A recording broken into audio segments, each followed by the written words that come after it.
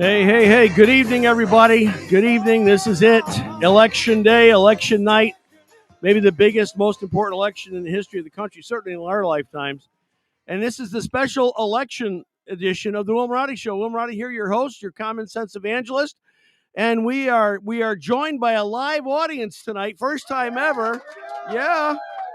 All right. This is good. Very exciting.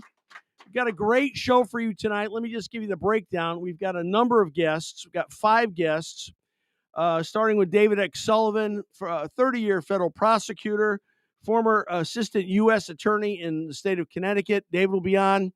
And we're going to do live election results in between the interviews. And so we'll take about a 5-minute break in between interviews. And Florida just called for President Donald J. Trump. Yeah! Woo! Yes. Yes. Okay. So we'll go with that. That's good. But you know what? It is. We're looking to have some fun tonight. We're going to have some enjoyment. But this is really seriously. People have said generation to generation, "Oh, this is the most important election of a lifetime." This really is the most important election in our lifetime because it will have an effect on our lives for years to come, depending on the outcome. And so I think there's no better way to start our show tonight than with a moment of prayer. So let's all join together in prayer, shall we? Heavenly Father, God of Abraham, God of Isaac, God of Jacob, we thank you. We praise you for the many blessings that you are so kind to share with us. Among those, life, liberty, freedom, for some, the pursuit of happiness. We're grateful, God, that we live in this country.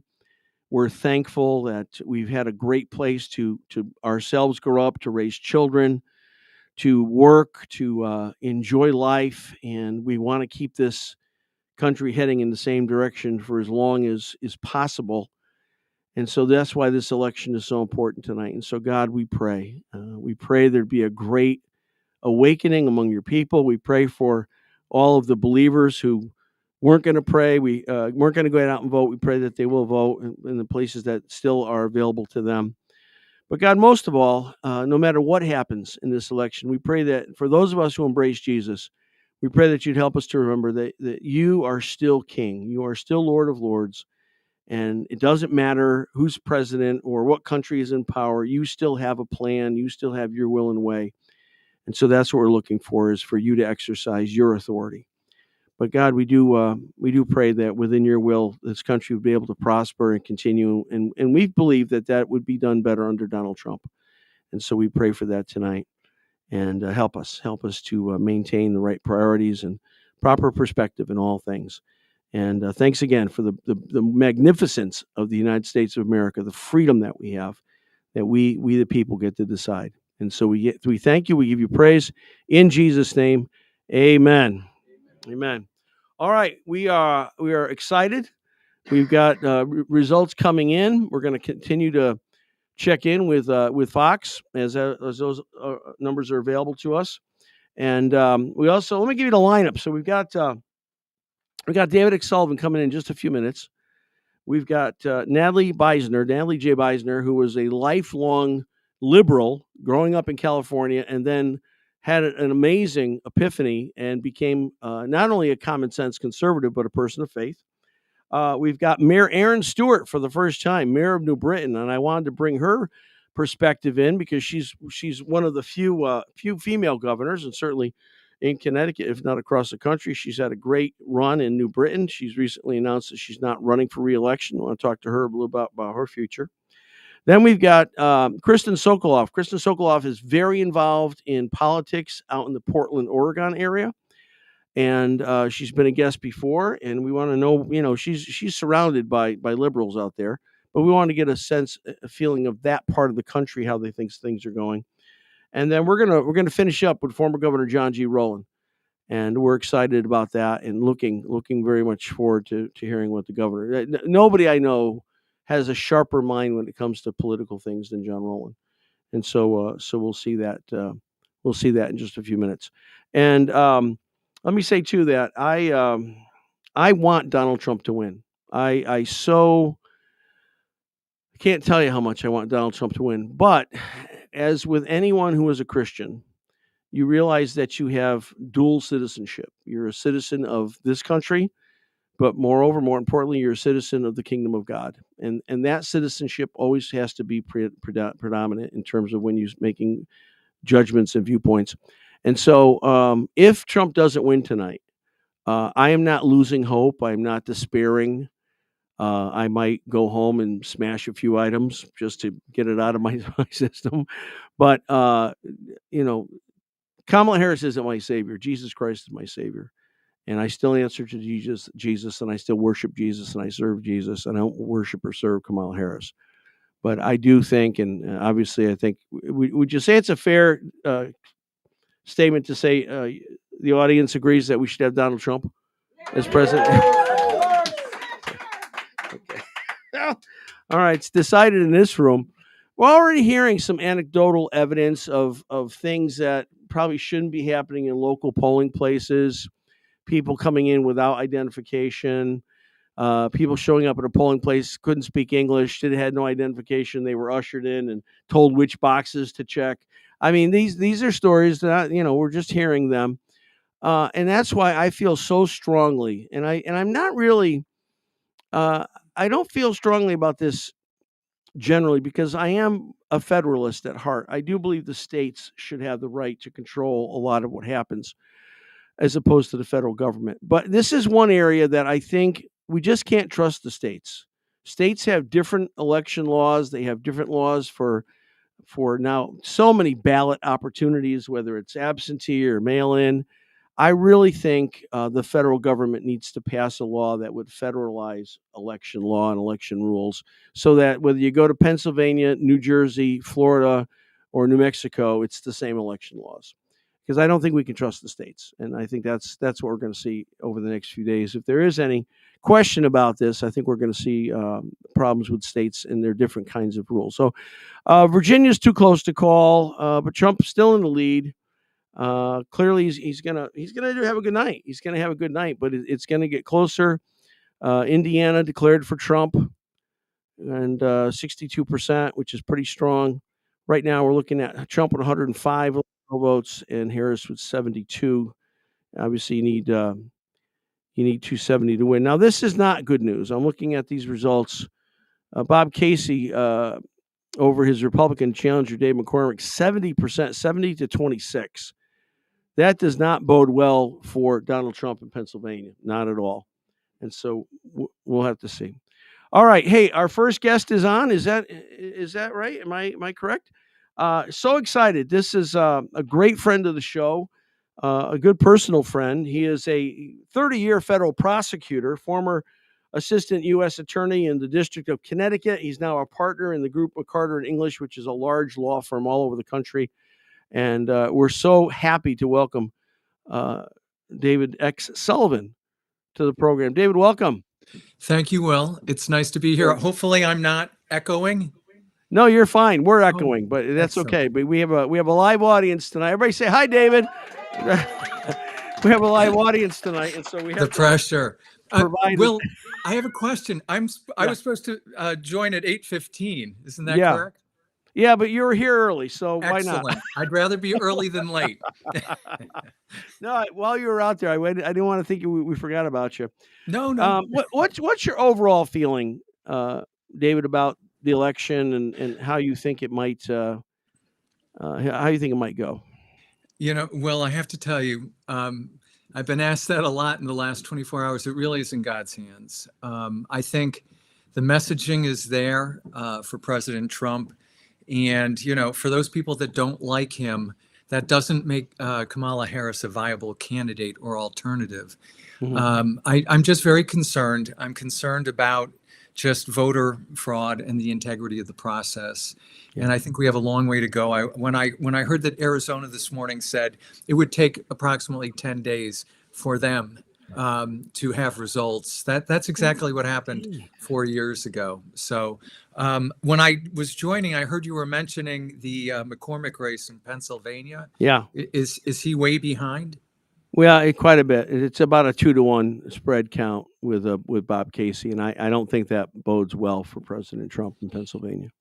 Well, if there's a silver lining, there was effective messaging there that McCormick was really from Connecticut, and they were definitely, as so often, they play the game of, well, he's wealthy, and many of you in Pennsylvania are not, so he's not one of you, he's not one of us.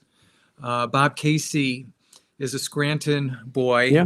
I graduated from law school with him. He sat next to me at graduation. His father was governor, did the commencement. He was a pro-life Democrat, his father. And at one point, there was consideration that he would be that conservative Democrat. Bob Jr. has departed from his father's legacy in that regard. And, it's going to be interesting to see what happens with Tim Kaine in Virginia.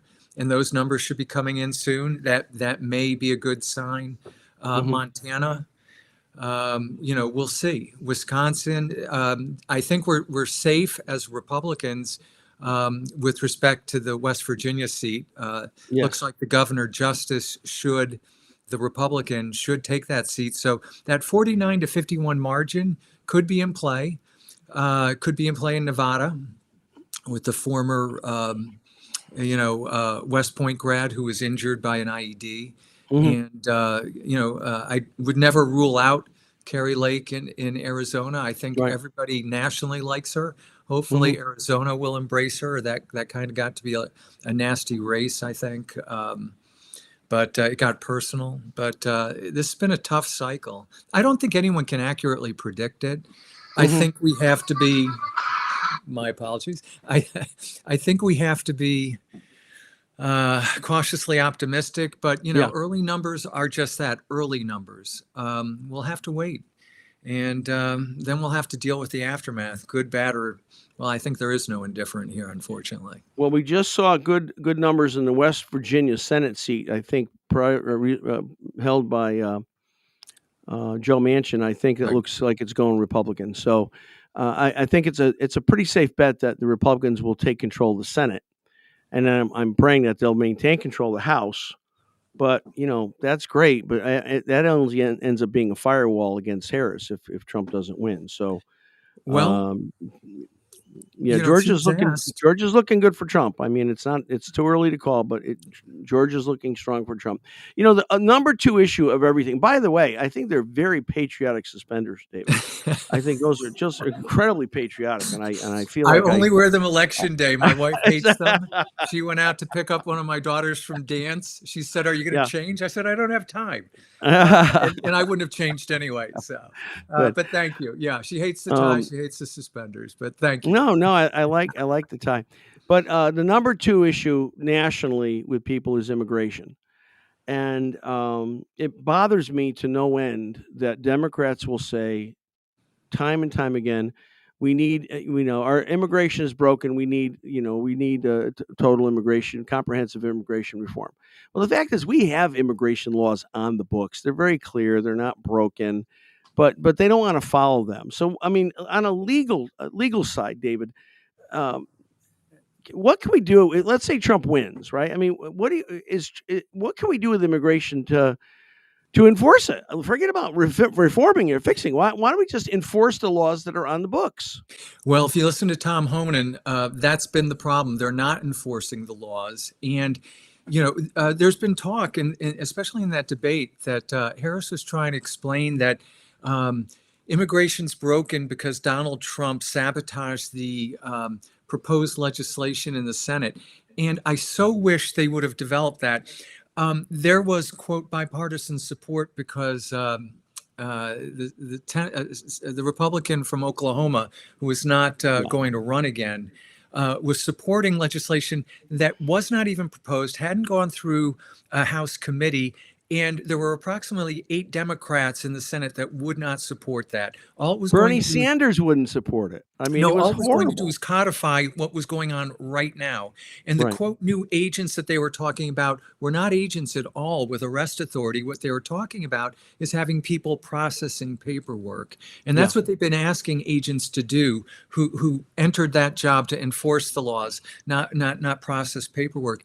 I actually heard a Republican, I'll just leave the name alone, in the last cycle who was on with you on the radio who said, Oh well, boy.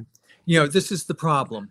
One side wants everybody in, and the other side, this is the part that bothered me, wants to keep everyone out. And what you said earlier is accurate.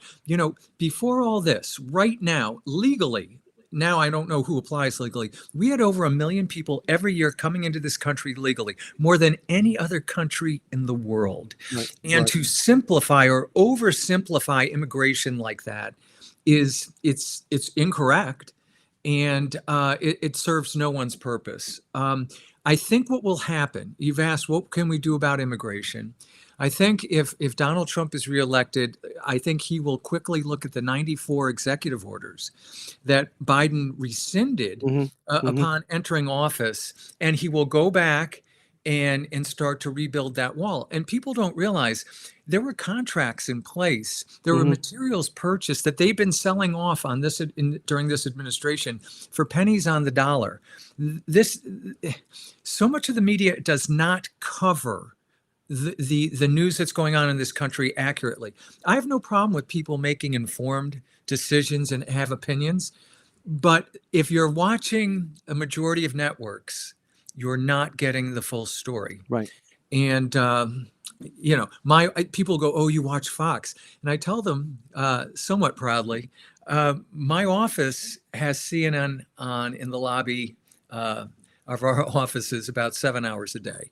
I see a lot of CNN, and I see a lot of what's not being reported.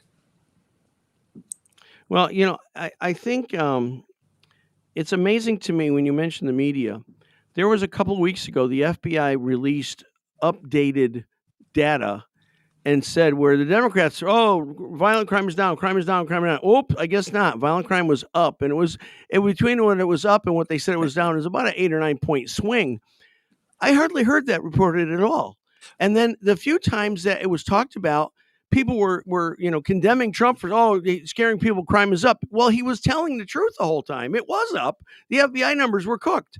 I mean, how do we even fight this when we can't even trust the FBI? I always thought the FBI was the most trusted law institutions in the world, and one thing after another. How do we get past that, David?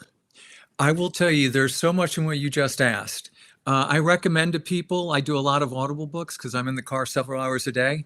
Miranda Devine's book, Laptop from Hell, but then which is sort of a sequel, The Big Guy, in which she starts talking about the 2020 October presidential debate, which the Dirty 51 letter came out where 51 intelligence officers said it appears to be Russian disinformation.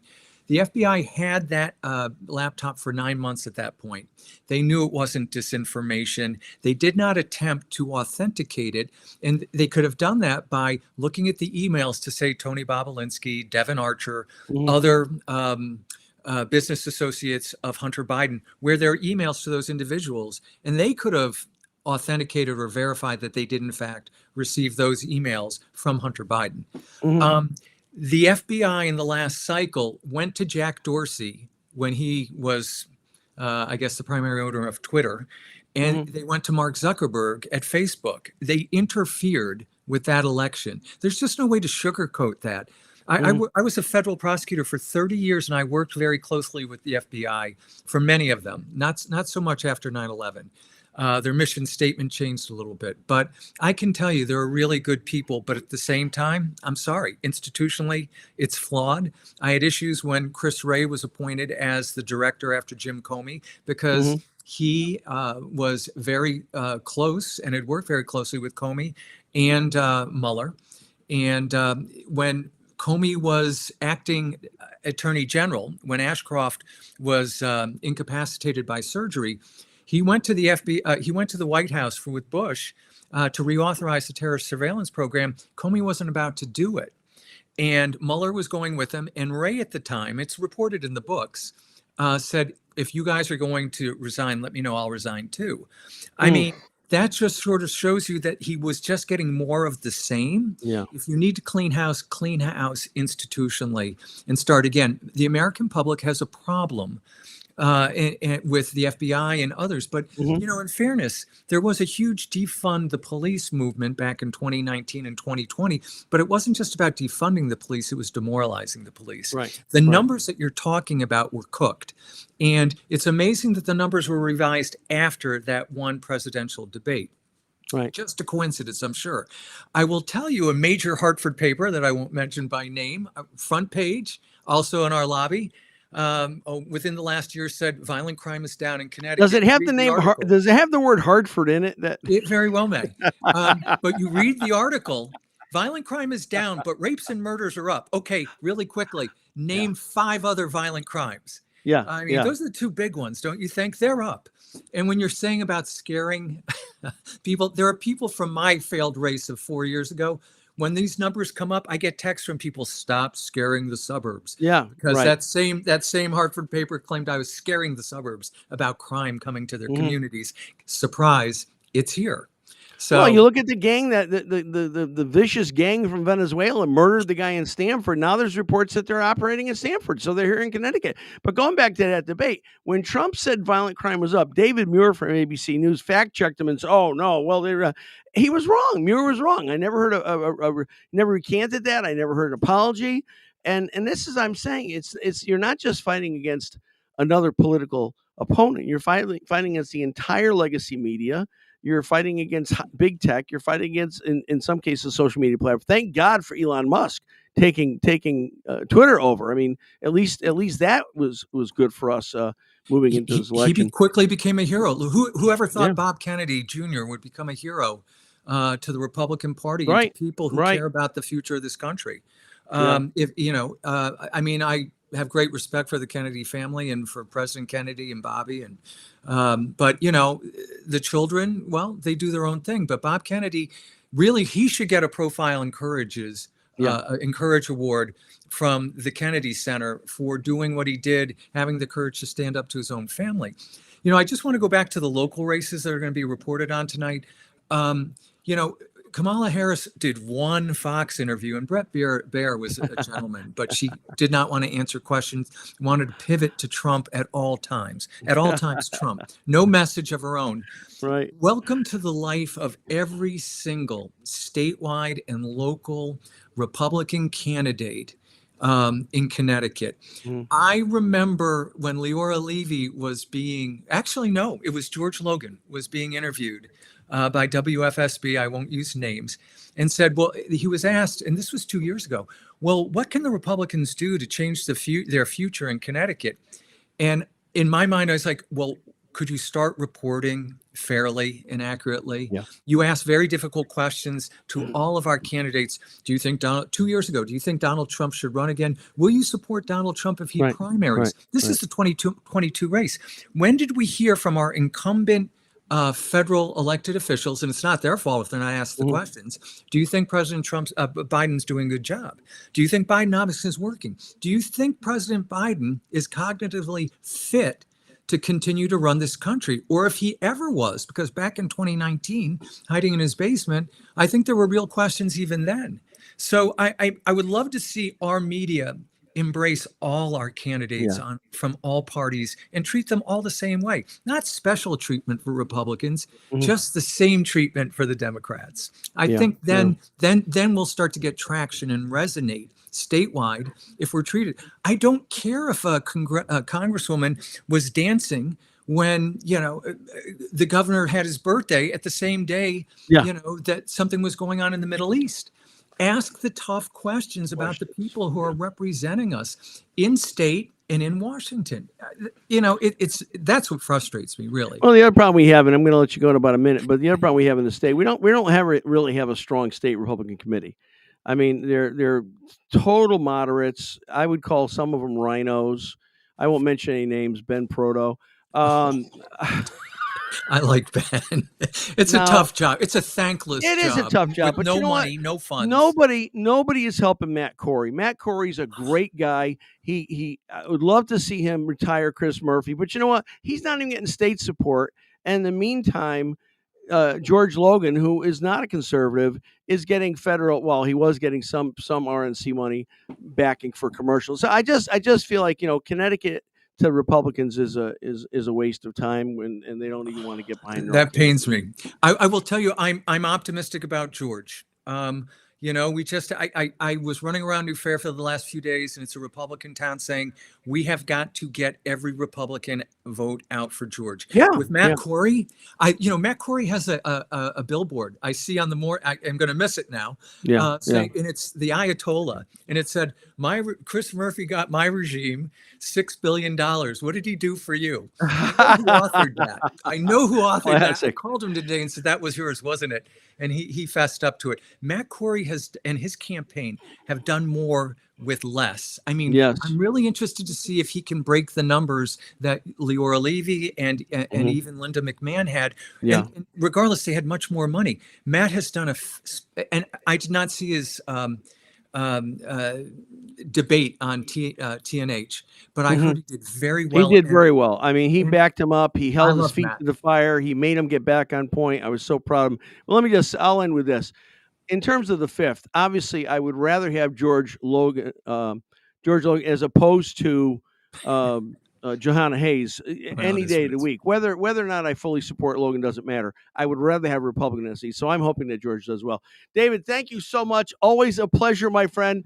Again, a partner with McCarter at English. David X Sullivan, thank you so much. Appreciate you coming on. Let's hear it for David X Sullivan. Yeah. Woo! Thank you all. Have a great evening. Thanks, David. God bless you. All right, listen, we're going to take a quick break, about 3 minutes here. We're going to go right to Fox News and election results, and then we're going to come back with Natalie Beisner out in California. So stay tuned. Election results coming up. We'll be back in 3 minutes. It's not that they hate business, but the business roundtable CEOs are not the center of the new party. The question is, could he expand that working class coalition enough to win this election?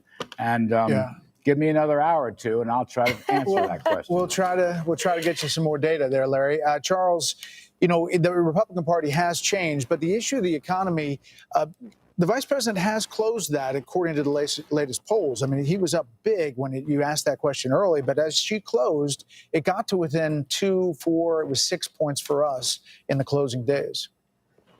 Yeah, Vice President Harris benefited from a couple of things, I think. First, the media. Every time economic data comes out, it's great, phenomenal. Of course, Friday, we learned that last month we lost 28,000 private sector jobs. And by the way, you can talk about all the storms you want. All the experts who they put together to come up with these consensus numbers also factor that in. Our jobs numbers have been going down steadily since 2021, and now wages are really beginning to drop big time. Last week we had what they call an employment cost index. Wages are dropping, and that's bad news for everyone, particularly folks who are already having trouble keeping up. The inflation issue, and Trump went out on a dangerous limb when he talked about tariffs, because conservative economists hate it. Obviously, the media is going to hate it. No one will talk about the fact that the tariffs that he put in already have worked tremendously, have really hit China really hard. And by the way, the Biden administration pounced on them. They didn't take them away. They actually added to them. So, but all that negative press, to go out there and say, I'm going to do this, when everyone's saying it's going to hurt the economy, a lot of people are listening to that. But still, folks know the bottom line is that the top 20% of Americans are doing 40% of the consumption. They have made all of the money under Biden-Harris policies, including flooding our country with cash we did not need. It was fun for regular folks when you got the stimmy check and went to the mall, but now everyone outside of the top 20% suffering big time. May I add one thing, Martha, to the comment on jobs? Because here, too, it goes right back to policy, and that is the open border policy. The open border has not just had the effect on national security and our own personal security. The open border is an economic issue. For the last several years, what we have been seeing is an increase in jobs for non-citizens, illegal and legal, and a decrease in jobs for American citizens. That's important. People understand Kevin that. O'Leary, just with the quick time we have left, she has talked a lot about being from the middle class. It was the first sentence out of her mouth a lot. President Trump has been promising a golden age in an American economic future. What do you see winning these voters over tonight? Well, I was disciplined when I was listening to both parties, and disappointed we didn't get into policy enough because it got crazy towards the end last few weeks. Let's go back to taxation. We compete internationally. It's not like this is just isolated to the U.S. A 28% tax rate takes us into the bottom quartile of competition. That means capital goes to other places. That's not a good outcome. So I would have liked to talk more about that. The idea of taxing unrealized capital gains is beyond insane. Nobody ever discussed that in the last 2 weeks. I look at that. I have to invest tomorrow morning no matter what happens. And the idea of price controls, that's a bad idea too. We left those alone, and they are very, very dangerous ideas. But don't you think, I mean, with all due respect, Trump hammered away on every single thing you just talked about. He completely opposed the corporate tax.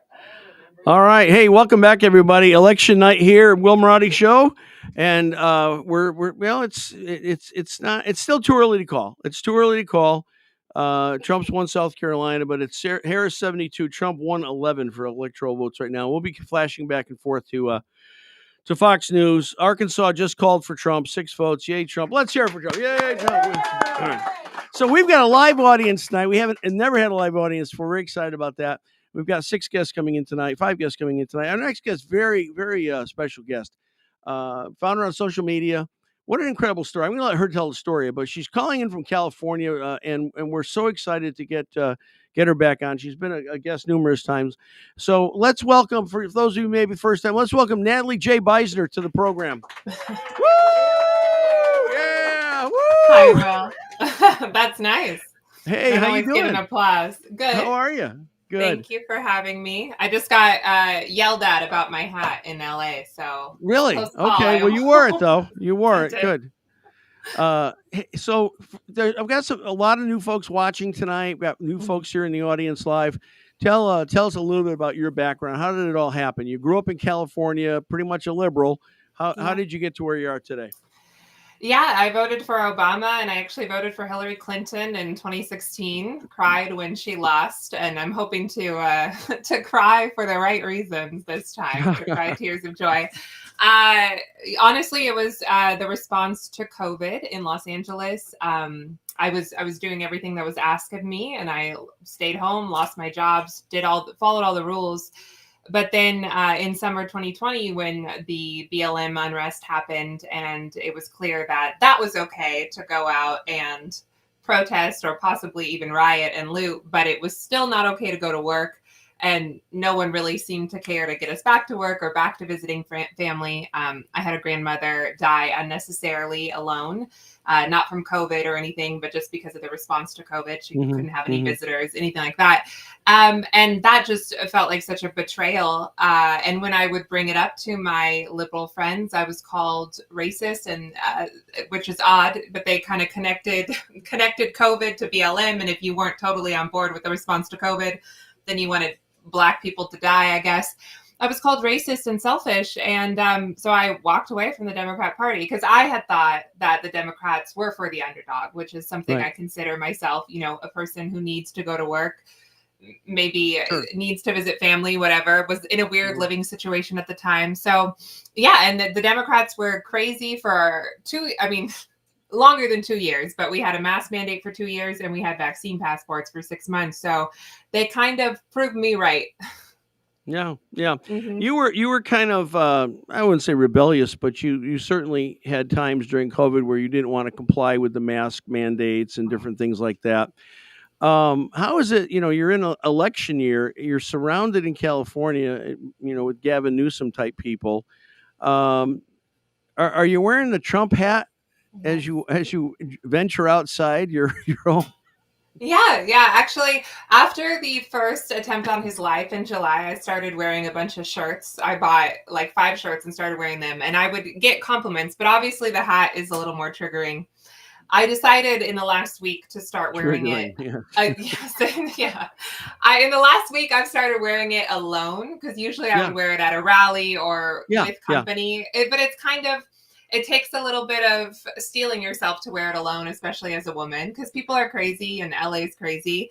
But I've gotten a bunch of compliments. Actually, I just went to the gym, and 2 gentlemen who happen to be a darker complexion than I am, they complimented me, which the liberals would hate to see.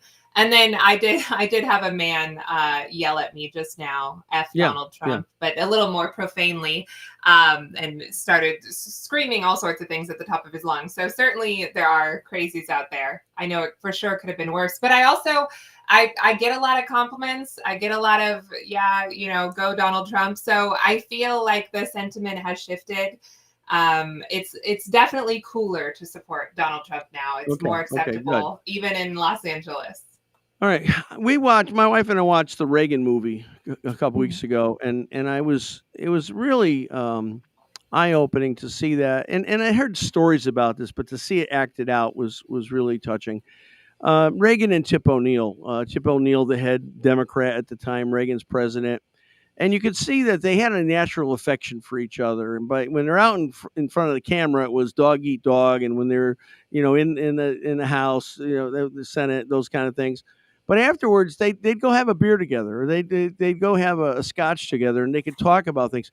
It seems like those days are gone. I have lost friends over this Trump election. People that I know in motorsports that will not even, if I post something even remotely favorable to Trump, I will get negative response from people that I've been friends with for many years.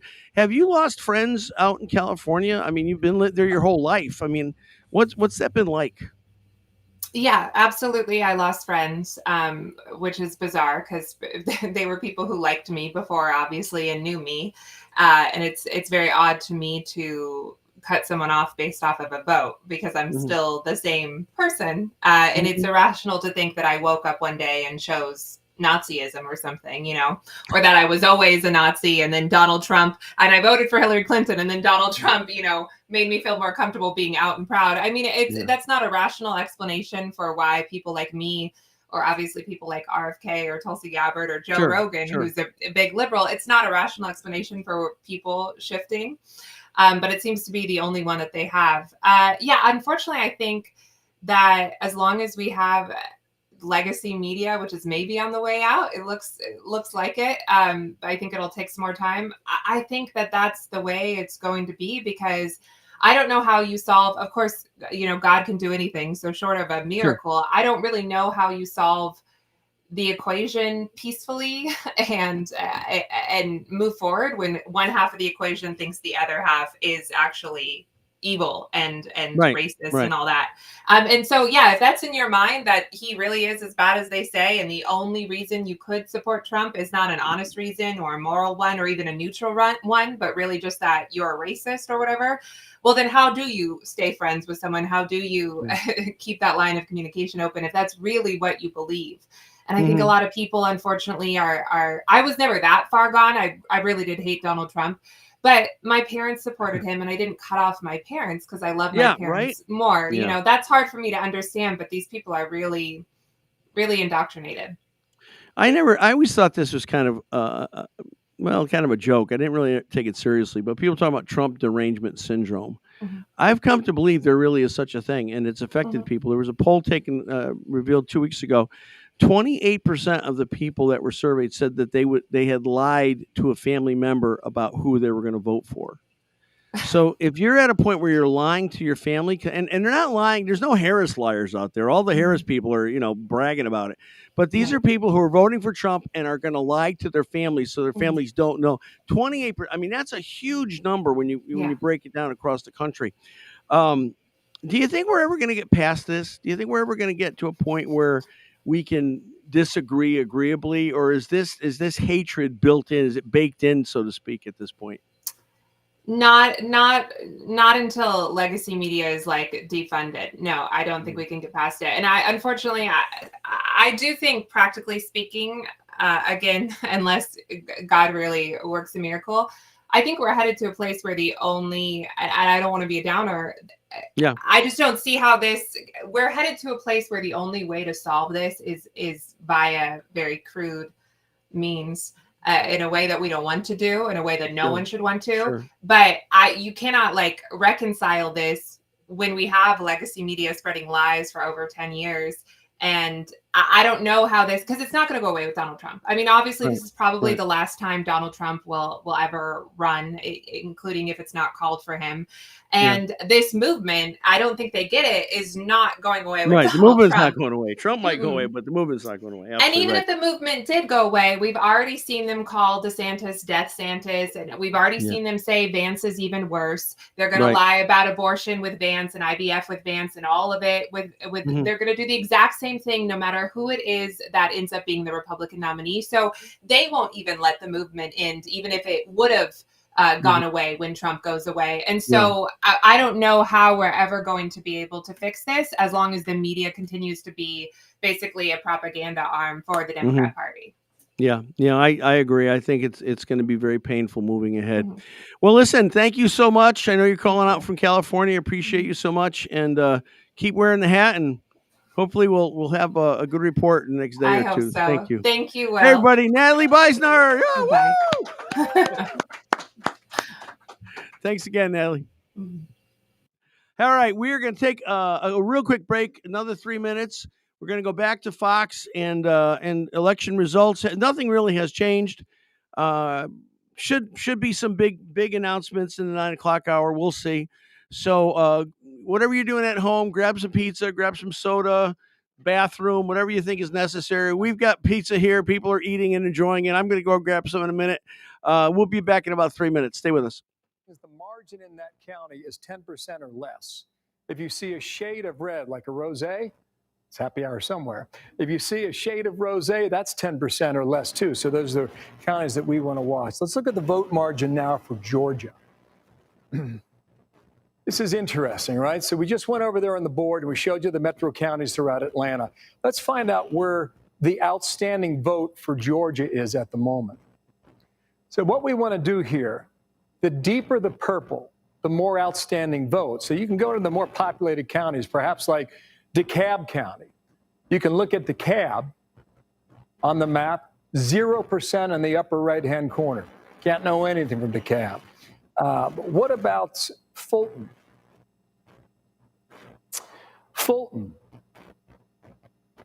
You see, Fulton, 70% of that vote is now in. So that's certainly one to watch. What about Gwinnett? All right, still at 16%. Kevin, go ahead and arm up and look at Cobb County, just to the northwest of Atlanta there. This is Newt Gingrich's old district, heavily Republican for decades. And around 2016, it flipped toward the Democrats. And right now, a little more than 50% of the vote in. So, Kevin, come on back down here a moment. One county I haven't checked in on, you know, when you look at the African-American turnout, look at Chatham. Chatham is where Savannah is, down there along the coast. You only have 5% of the vote reporting. Chatham was one of these counties in 2020 that took forever to get the vote in. I don't know if that's going to be the same way again this year, but we're waiting to see about African-American turnout, as we suggested a moment ago, about African-American men supporting Donald Trump. Let's go ahead and look at the vote margin, rather, for Georgia. The vote margin for Georgia right now, let's go statewide. So we move away from Chatham. We go statewide in Georgia. So Chatham's still at 5%. And for statewide, you're at 44%. So a lot of vote out in the Peach State. Go ahead and clear this, and we'll get back to this in a moment in Georgia and elsewhere. So, Brett, Martha, I think back to you on that. that's really interesting about what's coming in. I think that these states, as these numbers come in, Democrats have high hopes about someplace like Texas, about something like Ohio, where they look at the Ann Seltzer poll from Des Moines and say, is this indicative of the Midwest? But we're not seeing that in our Fox News voter analysis match. Yeah, go ahead. Okay, so come on over here. I haven't checked Ohio yet. It's a good state here to examine because Trump won it twice by 8 points. Let's measure his strength right now in 2020. You're about halfway in, okay? Kamala Harris doing better on the margins here, okay? 3.5 points statewide, so some vote out there. But Trump has proven to be pretty strong here in Ohio the last 2 times around. We'll see whether or not he can hold. Big Senate race in Ohio as well. Bernie Moreno against Sherrod Brown. We'll track that throughout the night as well. Basically in Ohio, you've got Cincinnati and Hamilton County. You got Columbus and Franklin County. You got Cleveland and Cuyahoga. Those are your 3 main population centers. They have been blue for some time. I would not expect them to be even a shade of rosé, okay? But let's go into my hometown. That's Hamilton County. Strong performance here, about 2/3 of the vote going. Okay, ladies and gentlemen, welcome back. It's election night here, the Will Marotti Show, and we are so glad to have you here. We got a live audience tonight. Yeah, woo! First time with the live audience. They're excited. And we got another great guest for you. Haven't talked to her in a long time, so I'm so honored, so grateful to have this next guest. She is the mayor of New Britain. She's been mayor for some time. She's done a fabulous job. And we want to welcome the Honorable Mayor Erin Stewart. Hey, Mayor. How are you? Uh-oh. Well, we may not have any how are we doing there? We're going to try this. Does that work? Okay, gotcha. Perfect. Okay. All right, Yay! Pastor Will. We're here. All right. Hey, It's been a I'm so while. thrilled to have you on. Thank you so much for accepting an invitation. No problem. long I'm have at you- our how long- election night party, so I'm like, Yeah. there's a lot of stuff happening, so I'm hiding outside right now, so I hope Good, it good. works. Well, it's cooler probably outside too. It's very hot in our studio with all these people in here. So I'm sorry. It's just true. Okay. So how long have you been mayor? Oh, man, I've been mayor for 11 years now. Oh my gosh. It's crazy, right? It It feels doesn't like, seem like it'd be that long. Wow. I know, I always laugh because Um, everyone's like, oh, yeah, you're that young mayor from New Britain. You got elected at Yeah. 26, right? I'm like, yeah, I'm 27 now. It's great. Yeah. Well, still young, still young. I think if I remember right, I think you didn't inherit the best situation That in was some ways terrible. in New Britain, and you've really done a great job. When you look back at it, and there's a reason for the nostalgia trip here. When you look back at it, what are some of your accomplishments you're most proud of? What are some things about you've done with New Britain and you're really feeling good about it? I inherited an absolute mess that the Democrats created in the city of New Britain, and they were in power for 2 years, and they did almost 10 years worth of damage. I inherited a $30 million operating deficit when I took office in 2013. Today, that deficit is a $35 million surplus. So I think Wow. that's one of my greatest accomplishments for sure. Yeah. Wow. It was, I served on the Board of Education before I ran for mayor, and I decided to run because I felt like, the people that were in charge weren't representing what the folks in my community were dealing with, right? I represent an urban area in the state of Connecticut. My electorate is very different than most people's. And I knew that, our voices weren't being heard. I wanted to run to make a difference. And I wanted people to talk in a more positive way about the things that were happening in town. And I think after 10 years and after millions, if not billions of dollars worth of investments in our community, it's been a hell of a ride, and we've seen a ton of success, and people's quality of life has improved undoubtedly underneath what I've been able to do. But the factors at the national level certainly don't freaking help me with what I'm trying to accomplish here. Right. But that's besides the point. But Hopefully that will you're change tonight, right? you're going to turn the city over in incredibly much better health than you found it. No doubt. So that's something Yeah, to be proud of. That should be everybody's goal, right? Leave it better than you found it. And I found it in a world of hurt. Exactly. Yeah. I got to tell you, I was really, really ticked off when the Rockettes left. Oh, don't oh my God. Can't drive me to drink, Pastor Will. Well, I hold these things near and dear. Now, you replace them. You replace them. We did, and yeah. I'm gonna guess the bees are doing a lot better in terms of profitability than the yard goats. I guess Hartford's pitching in about $20 million a year to try to bail them out. What do you think? What's the difference? Why didn't the change of Rockettes to yard goats be a profitable one for Hartford when they were doing great in New Britain?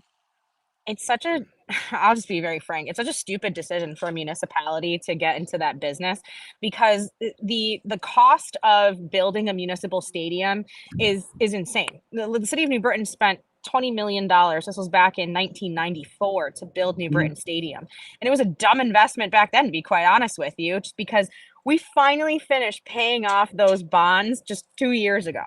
So you're the kidding Rockettes me. had already, Wow. yeah. I mean, when you think about that, so it's a foolish investment for a municipality to make, because you don't get the return on your investment that you're looking for. People come in, they go to the games, they get in their cars, they leave, they go back to their communities. They're not spending money in your town.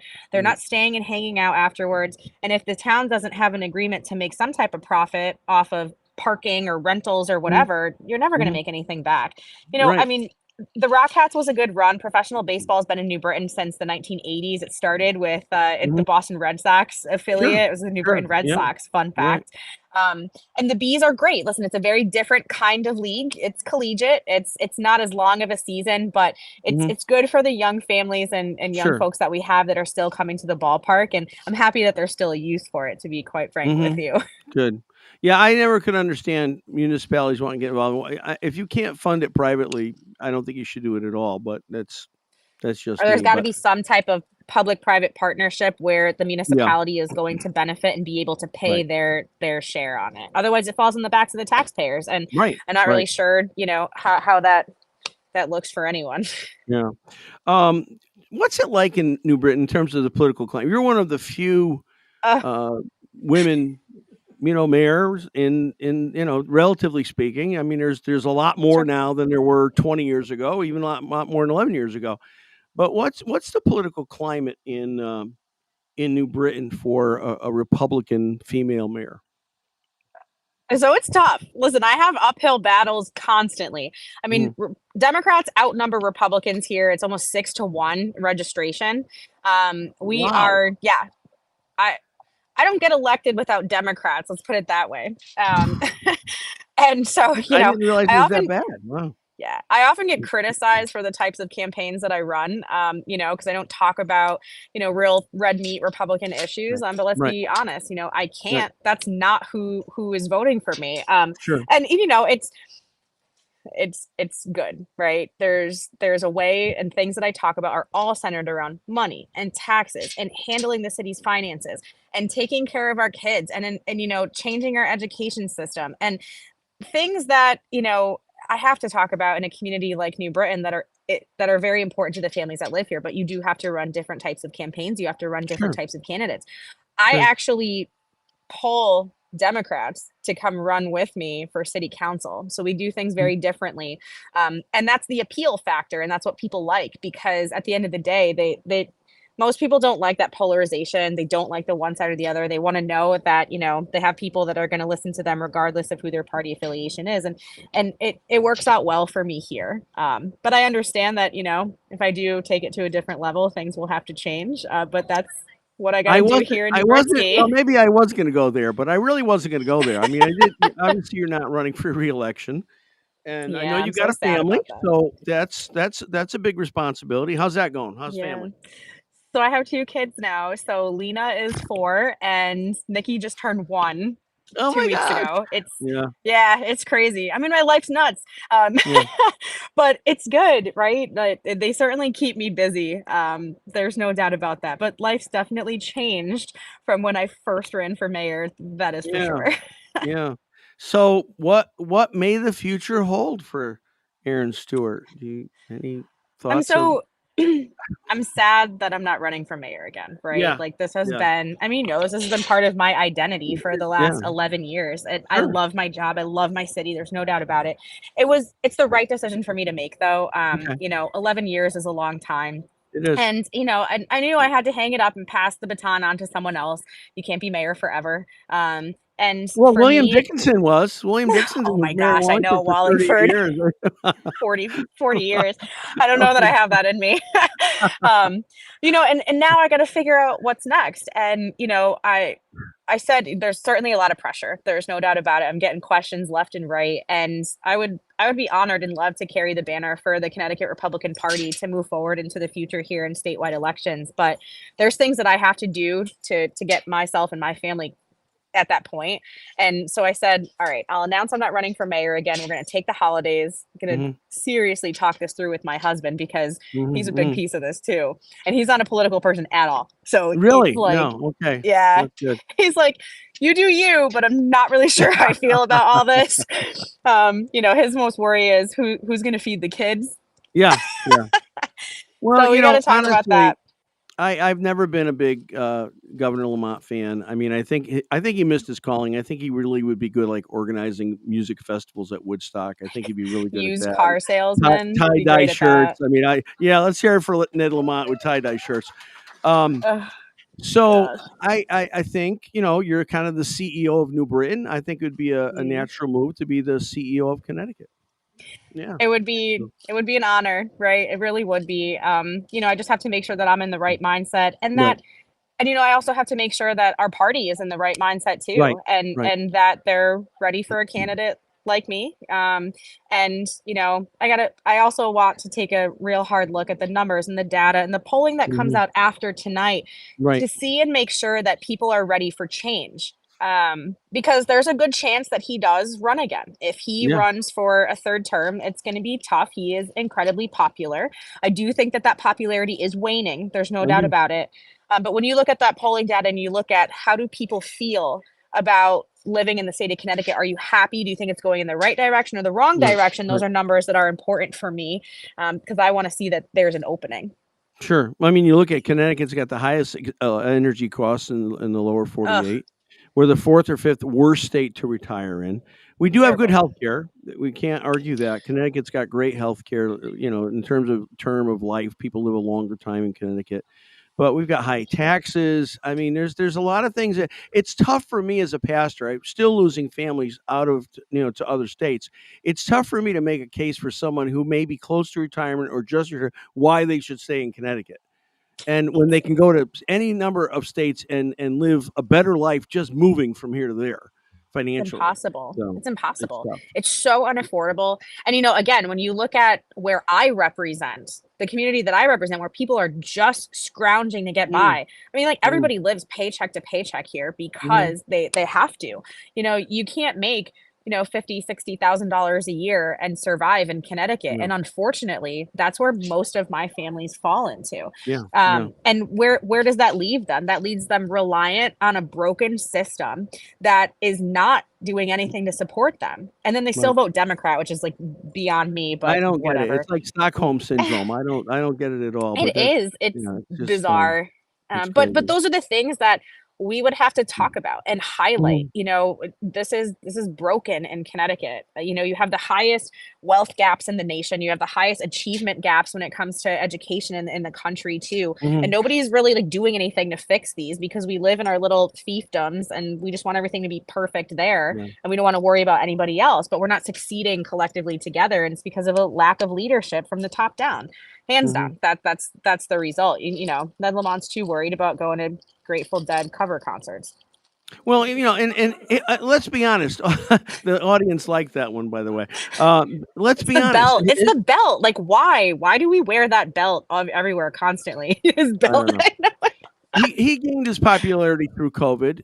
Uh, Yeah, People have he did. said, many people have reported on it, that we got so much COVID money. The numbers here in Connecticut were looking good. We're already talking now. Oh, we're going states board of educations are having to cut. A lot of teachers have been cut.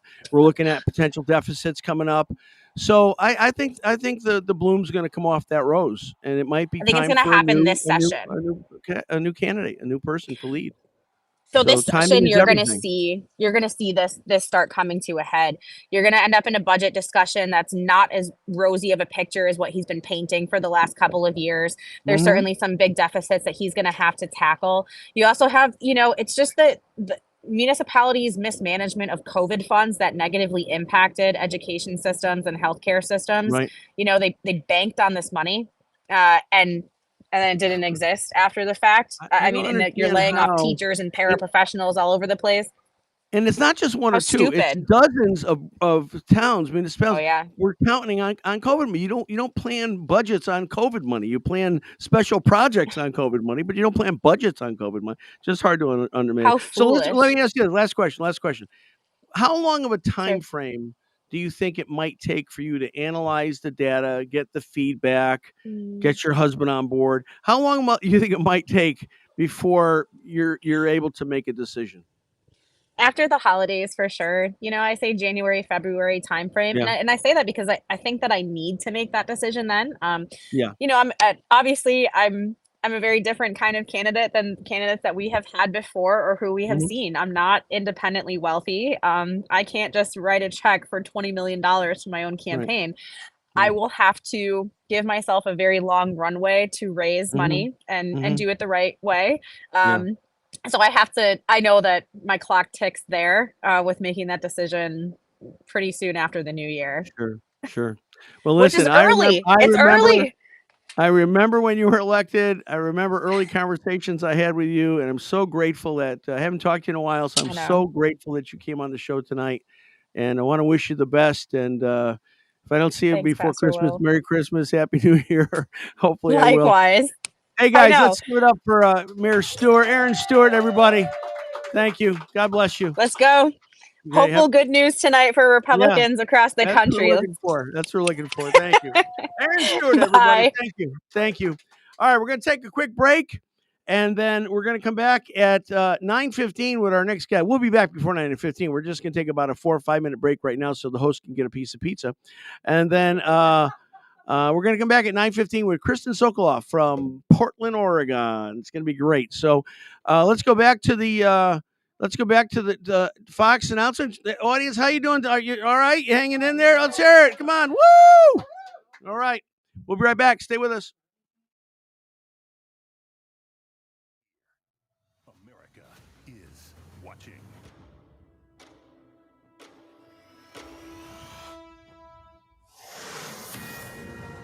It is 9 o'clock in New York. Another 15 states have just finished voting. This is the heat of the matter here. The Fox News decision desk says it's too early to call Michigan, one of the two battlegrounds in the Rust Belt, that just finished voting, part of that blue wall that we hear about all the time. The other is Wisconsin, where Vice President Harris and former President Trump appear to be locked in a very tight race. And again, this is too early, not too close, but too early to call many of these races. Arizona also too early to call as the polls are closing there. Fox News can project that former President Trump will win Texas. That locks 40 more electoral votes into his column. Former president also has a lead in Iowa. There's no call at the top of the hour here. Remember that Iowa poll had people scrambling there at the Des Moines Register saying it was Harris lead by 3. Yeah, the same day Emerson had him up by 10, but that got a lot of people's attention because Ann Seltzer is such a well-known and usually correct pollster. So we'll see how Iowa plays out tonight. In Nebraska, the Fox News decision desk can project that Trump will win the statewide vote. Nebraska gives 2 electoral votes to the winner of the state and 1 vote to the presidential winner in each of their districts. So Trump will also win Nebraska's 1st and 3rd districts, the more suburban 2nd district, Omaha, which is the blue dot that we have talked so much about. That is too early to call, but Harris has a lead there. The Fox News decision desk can project that Vice President Harris will win New York, giving the vice president 28 more electoral votes. She also has a lead in Minnesota. Too early to call the state of Minnesota, which closed in recent days, according to the polling. Obviously, the vice presidential candidate, Tim Walz, from Minnesota. And now Fox News can project a Harris victory in Colorado as well. She gets 10 more electoral college votes there. New Mexico, too early to call, but Harris has a lead, according to our Fox News voter analysis in New Mexico. Former President Trump will win Louisiana, which has voted for a Republican in every election this century. Pretty sure we were going to get that one. Trump also wins Kansas, adding another 6 electoral votes to his tally. The former president will win North Dakota, a longtime conservative state as well. He will also take South Dakota, which often mirrors the vote of its neighbor to the north. And Fox News can project that the former president will win Wyoming, with 3 electoral votes. So there you see the tally on your screen, 178 electoral votes to 113. That map of the U.S. is slowly filling in, and we will continue to bring that to you throughout the night as we make more calls. So moving to the Senate and back to the Rust Belt as well. The Fox News decision desk say it is too early to call this race, which we've been watching between incumbent Democratic Senator Tammy Baldwin, who is in a close race now with Republican banker and entrepreneur Eric Hovde. Michigan Senate race also too early to call. Former GOP Congressman Mike Rogers competing against current Democratic House Representative Alyssa Slotkin. In Arizona, Democratic House Representative Ruben Gallego has a lead on Republican candidate Carrie Lake, also too early to call out there. Let's go to Nebraska, and there are 2 Senate races on the ballot today, and the race between incumbent Deb Fischer and independent Dan Osborne is close to call, and too early to call, I should say, according to our decision desk.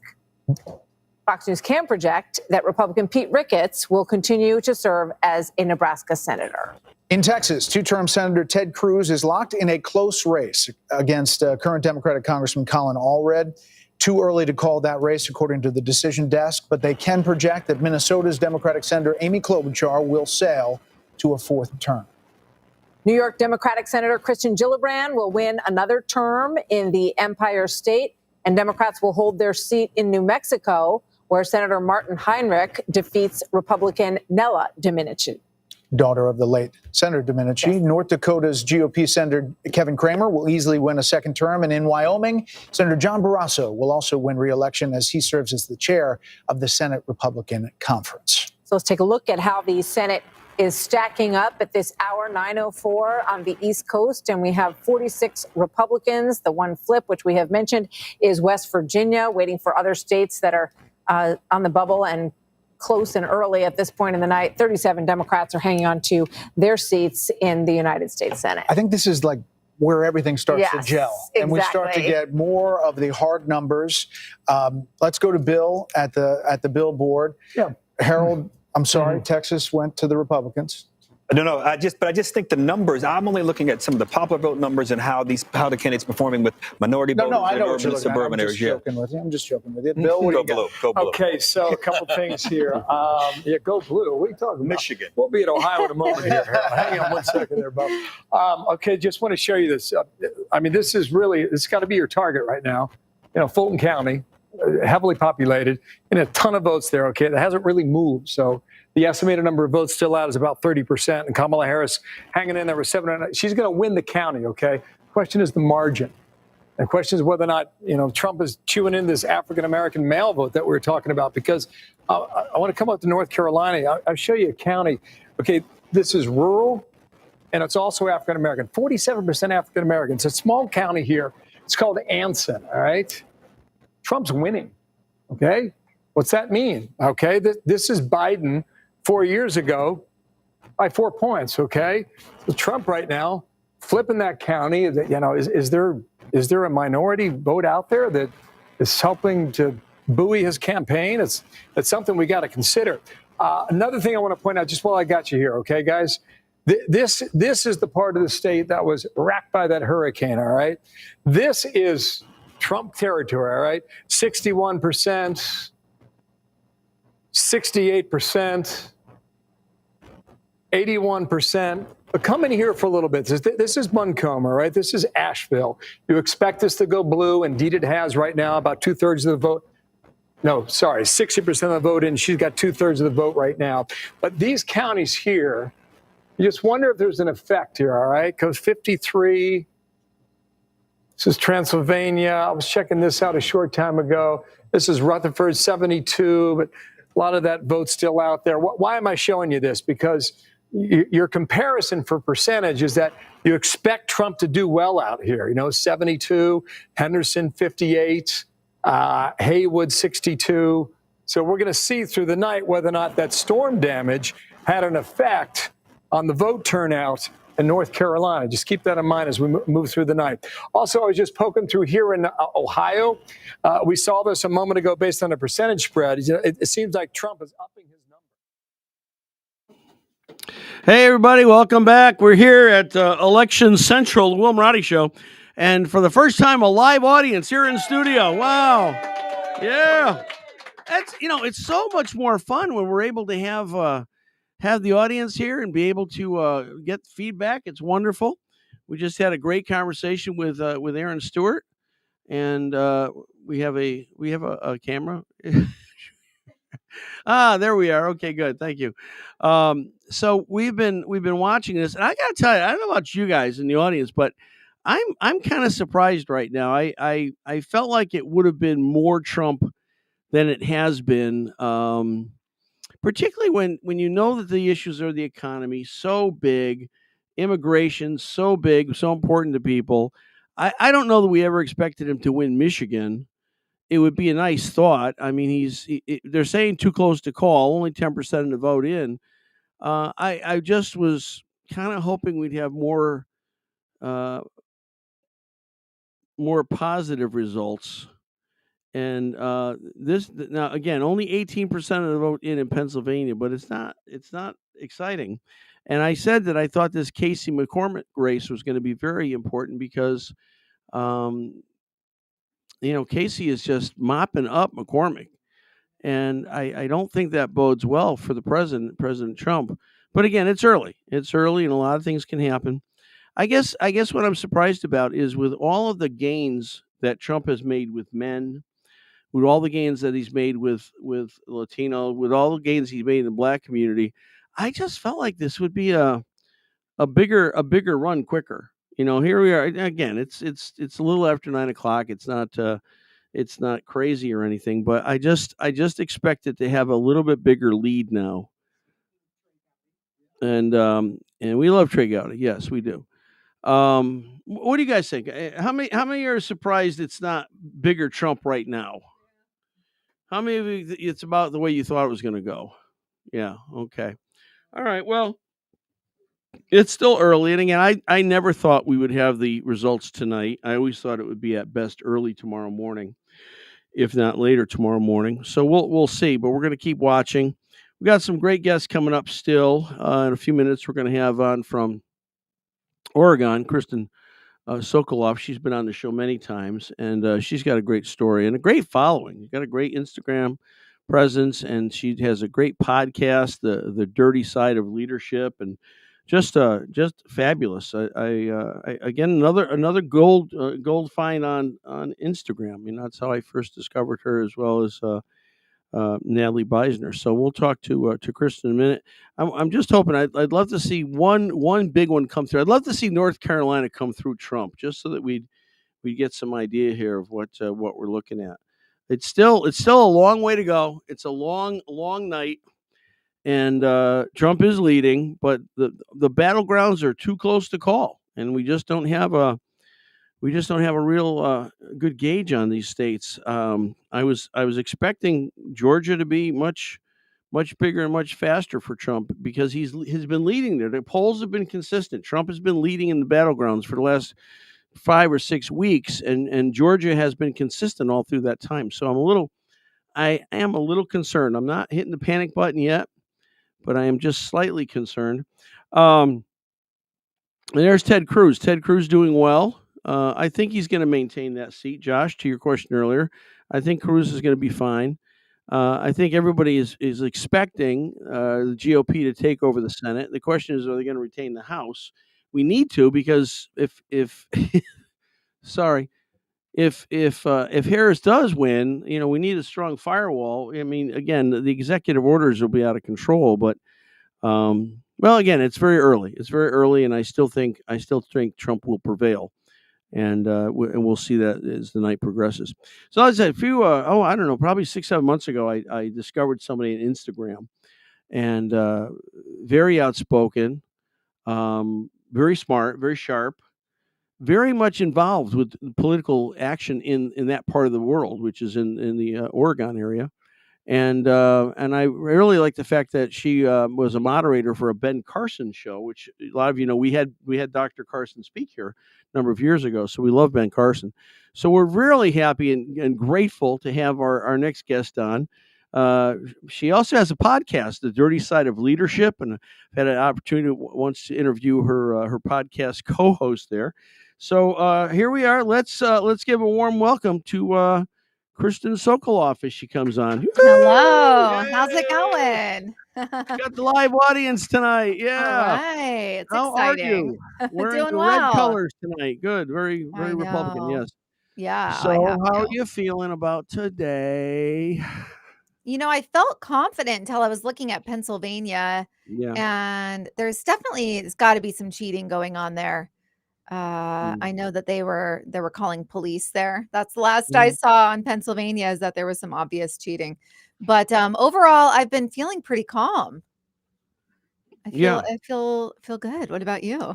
Well, I know all along it's been, he's got to win Georgia, he's got to win North Carolina, he's got to win Pennsylvania. That's the pathway to 270. And I'm a little surprised. I'm not yet not optimistic, but I'm a little surprised that we're not seeing a little bit more when you consider the gains that allegedly he's made with men, Right. blacks, Latinos. I was expecting a little bit more of a larger Trump lead at this point in the evening. So Yeah. I'm a little surprised. Again, I'm still optimistic. I'm not Right. ready Right. to say he's not going to win, but Yeah. I thought we did a little bit better, be a little more strong at this point in the evening. So Yeah, I know. Well, there's been shenanigans in Georgia also, right? Where numerous was it 5 bomb threats at different yeah, voting yeah, centers. So anything to deter, right? So I think we just I still feel positive about it, but yeah, we just have to keep praying. yeah, And gosh, I was just at a big event last night, and it was all about election integrity. And yeah, it was, they broke down the path to win, and we were all pretty positive when we left. So yeah, we'll yeah. see. I don't know about you, Kristen, and I'm generally a federalist. I've always felt like the states really should handle as much as they possibly can. I'm not a big federal government person, Right, right. but I Same. have to say, with the states having so many different voting rules, voting policies, absentee policies, mail-in policies, we're hearing it here in Connecticut. People walking up, no ID, can't even speak English. They leave a Yeah, ticket for it and say, "Oh, check these boxes here, here, here." I mean, it's unbelievable that yeah. even you can't trust states. In my opinion, you can't trust states to No. do the right thing all the time. So I think Trump gets elected. I think we should go on an absolute crusade to federalize election laws. I would agree with you, especially if it's a federal election, right? So that's where, if it's a state election, I say let the state continue on. Yeah. But as a federal election, Mhm. yeah, absolutely. I mean, I would love to see one day voting, make it a national holiday, close down Right. whatever, paper ballots, photo Yeah. IDs. I mean, France went to paper ballots, for crying out loud. Right, right. I mean, and they're way more liberal than we are, generally speaking, Right. right? Yeah. I know. So as most know, in Oregon and Washington, you can only vote by mail. And so the most we can do is fill our ballot out, and I bring it to the election office, and then I have them verify my signature right there, because I told her, I was like, I'm going to be really ticked if this gets rejected. So she's like, let me look. But they reject so many signatures in 22. Mm. And then you are notified by snail mail. And so Yeah. by the time you get it, the election's It's too late. over, right? It's too late. So, and I'm talking like it can make or break a race. So I took the time to go down there, but there's a lot of shenanigans. I was able to go back and talk. I was doing a little election observing, and I was able to talk to the manager back there, and he basically admitted that he doesn't think it's a perfect system, that he would change laws. He doesn't agree with mail-in only. So that was pretty wild to hear that right from him, and refreshing, quite frankly. But Yeah. we have to do A something. rare moment of honesty. Hey, let's be excited. They just declared Ohio for Trump. All right. Woo! All right. Yeah, that is exciting. Trump's up to 195. Thank you Ohio so for much. Trump, and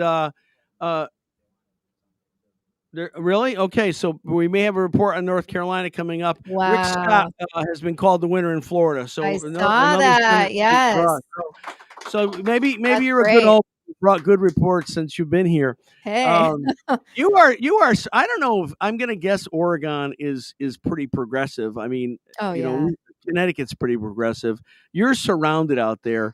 How do Yeah. you function as a conservative? How do you function as a I mean, do you wear Trump hats? I mean, what No, I don't happens out actually. there? I mean, I wear it too when I go to events, Yeah, but yeah, as outspoken as I am, I'm also not an instigator. And yeah. so, like, when I go to the grocery store, I'm in, Portland, Oregon, right? So, I mean, there is a lot of Oregon is so misrepresented because they're very conservative. So I don't want to paint everyone with the Really? liberal brush. Really? Okay. Oh, very much so. With cattle ranchers. I mean, it's a huge state. And so there's so much Yeah, ag. it is. Very red outside of, the three main Sure, cities. But sure. No, so I don't. I did just wear this shirt. This is proud to vote for a felon. It says Trump 2024.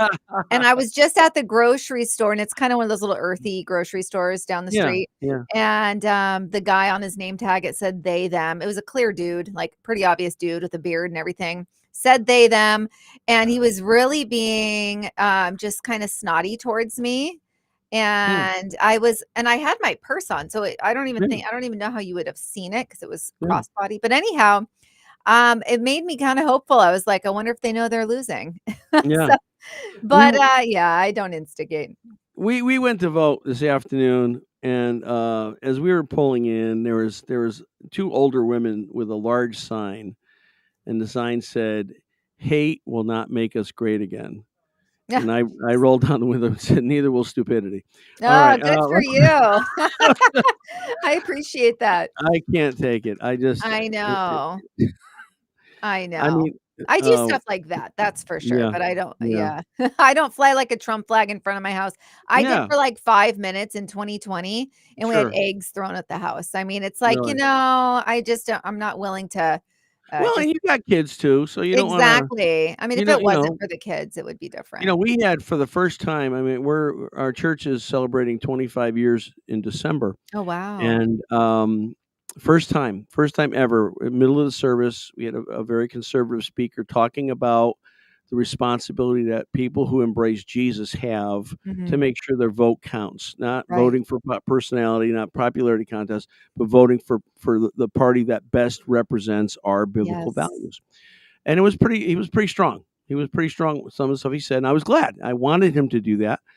And so in the middle of the second service, full house, and one of our security people come up to me and says, "Okay, the police are here. We have to evacuate immediately." Oh. And so, I jumped up on stage and said, "All right, guys, can you please, we've been told we have to evacuate. Please calmly head to the exits and get outside as quickly as you can." And it was a bomb threat.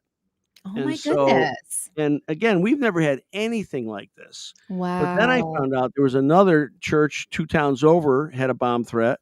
University of Connecticut had the same bomb threat. Then I got Mm. called Monday morning by a detective in Mississippi because they had bomb threats. Apparently, they all originate from the same address. It's voice Ah, over IP, and so they have the IP address, and they're going after that. But I mean, what kind of a sick moron do you have to be to right. threaten a church Yeah. with a Oh, bomb threat, right? I mean, there's so many out there. and you're hearing them, election bomb threats coming out today. So Oh, yeah. crazy, Yeah, crazy. exactly. Yeah, that's really, anything to put that fear in your heart, right? Mhm. And that's what they rule by. And it's really interesting. The event I was at last night. I don't know if you know heard of Bill Federer, but Yeah. pretty awesome Oh, wait. historian. He was our keynote Okay. speaker. I'm not okay.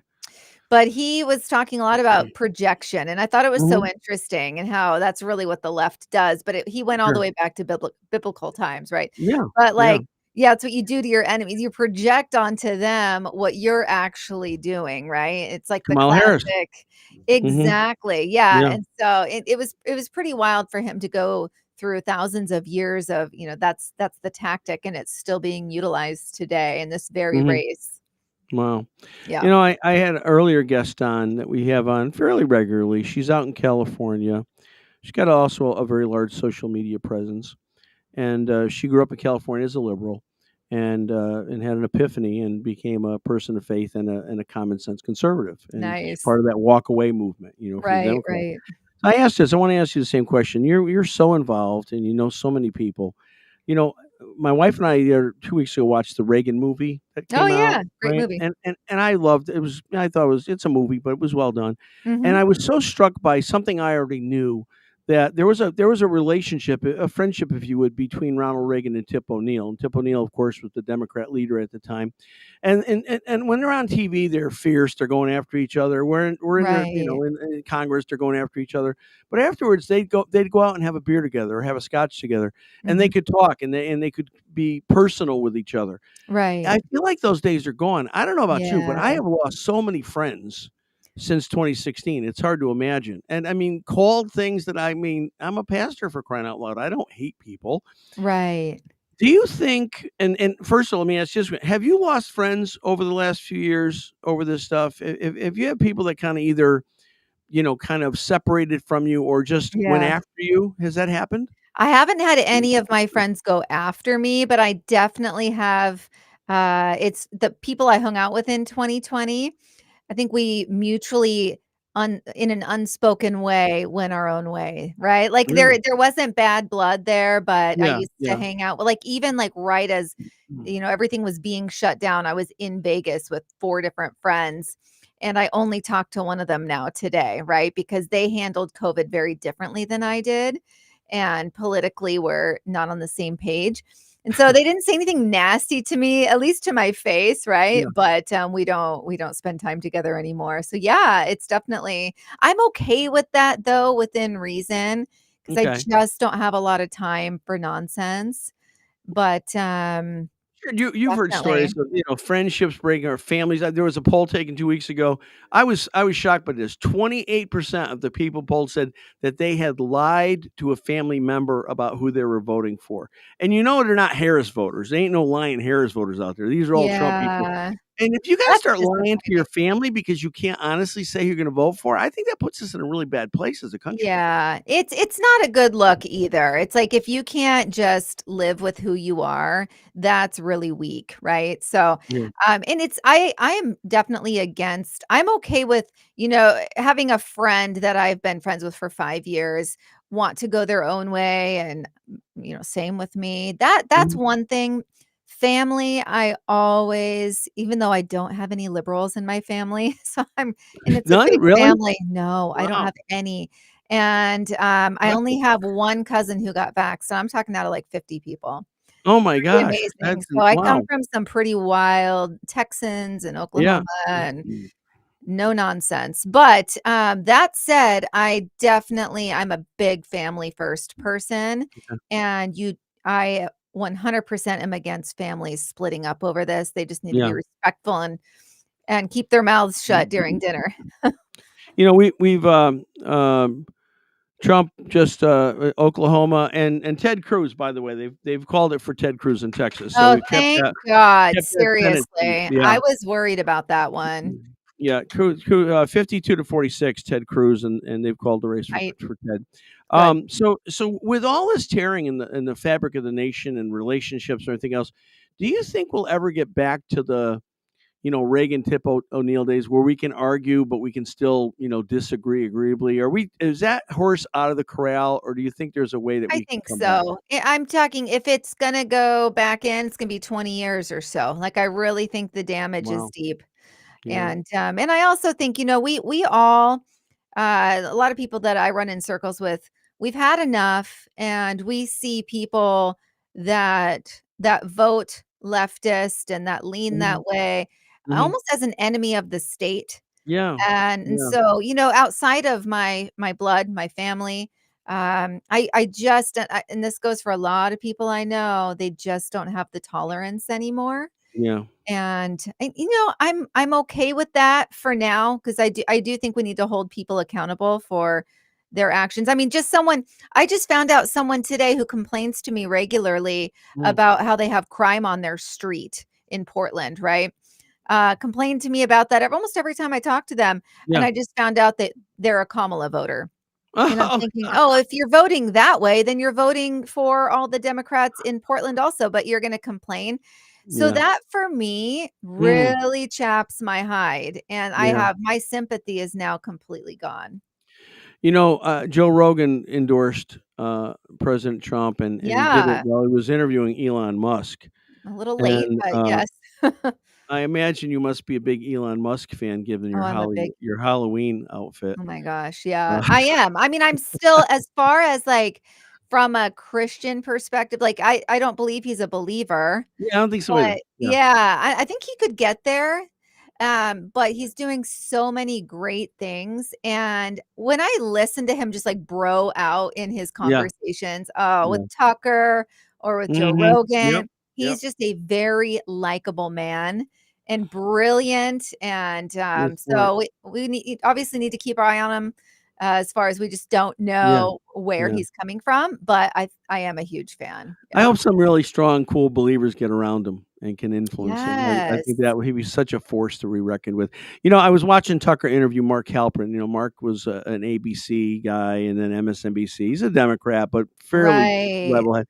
And Tucker said, think about this, and this was about a week and a half ago. He said, I listened to that one. what happens if Trump wins in November? What happens if Trump Yeah. wins? And Mark Halperin said, I think we will see the greatest mental health crisis in Yes. America's history. Because listen, if Trump loses, I know, you and I are not going out burning cars tonight if Trump loses. Right, We're not right. going to go smashing grocery store windows. That's not true on the other side. Right. We remember in 2016, people were on their knees in Central Park screaming at the universe how horrible Yeah. they were being treated. People curled up in the fetal position, crying uncontrollably.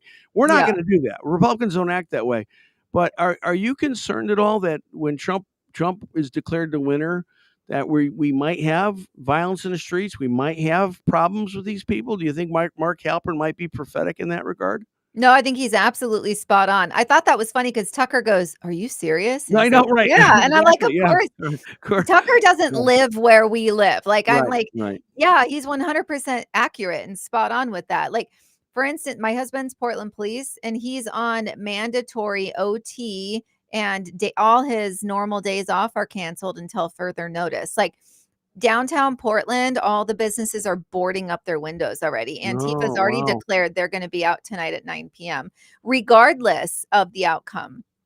So, yeah, at least I know here there's going to be unrest. I don't know if it's going to be at the same level as 2020. I mean, at But- least, like last count, I think 8 states already pre the election have already called out their National Guard. Washington State has already called out their Right. National Guard. Saw that. So, apparently, people are concerned about this. They've put up tremendous fencing gate wire around Kamala Harris's place. Right. The White House, they put the fencing back up around the White House. So there might be some real problems getting through this.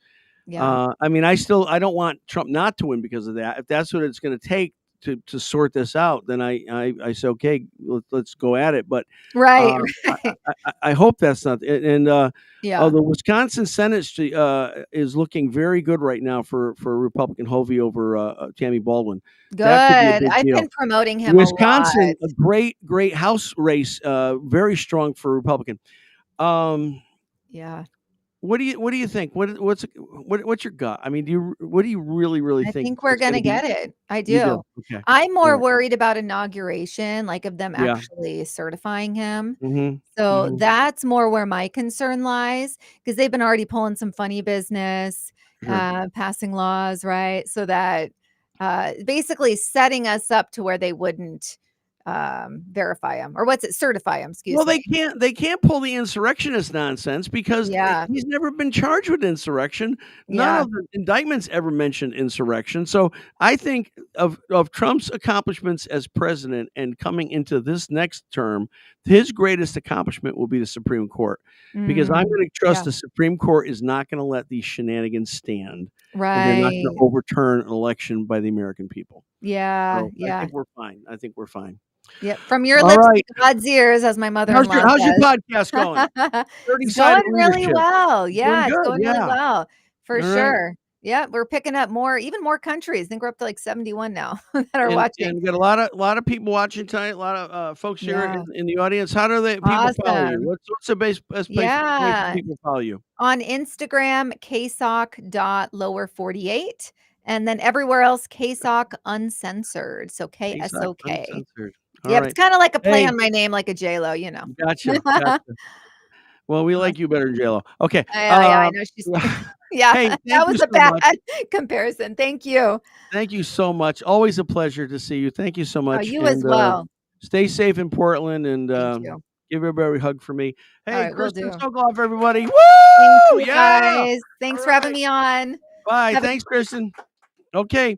Hey, we're gonna take another break, a few minutes, and then I can't believe we're almost done here. We're 9:30.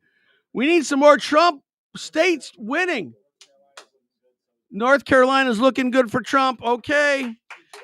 Georgia's looking good for Trump. We're close. All right, we're gonna take a break. We're gonna go back to Fox. And when we return, I'll have a few more updates for you. And then at 9:45, former Governor John G. Rowland will be our guest. Let's hear it for John Rowland. Yeah. All right. We'll be right back. Stay with us. Trump easily took a lead there, and then the margins started to close overnight around 3 a.m. The lines moved and they moved and they moved for several days until finally we reached that margin of 12,000 votes separating Biden from Trump in the Peach State. So, but the difference would be that was the COVID election, and that was a lot of mail-in vote, and that was not the same early vote for Republicans, right? Yeah, I would argue you're right about that in Georgia. I think the important thing to keep in mind is how states report it. Yeah. And Pennsylvania is a really good example here where you're going to get a heavy blue, some would argue mirage in the beginning, and we'll see whether or not that mirage is real throughout the night, and maybe even into tomorrow. Bill? Yes. Broadly speaking, there'll be some exceptions to this.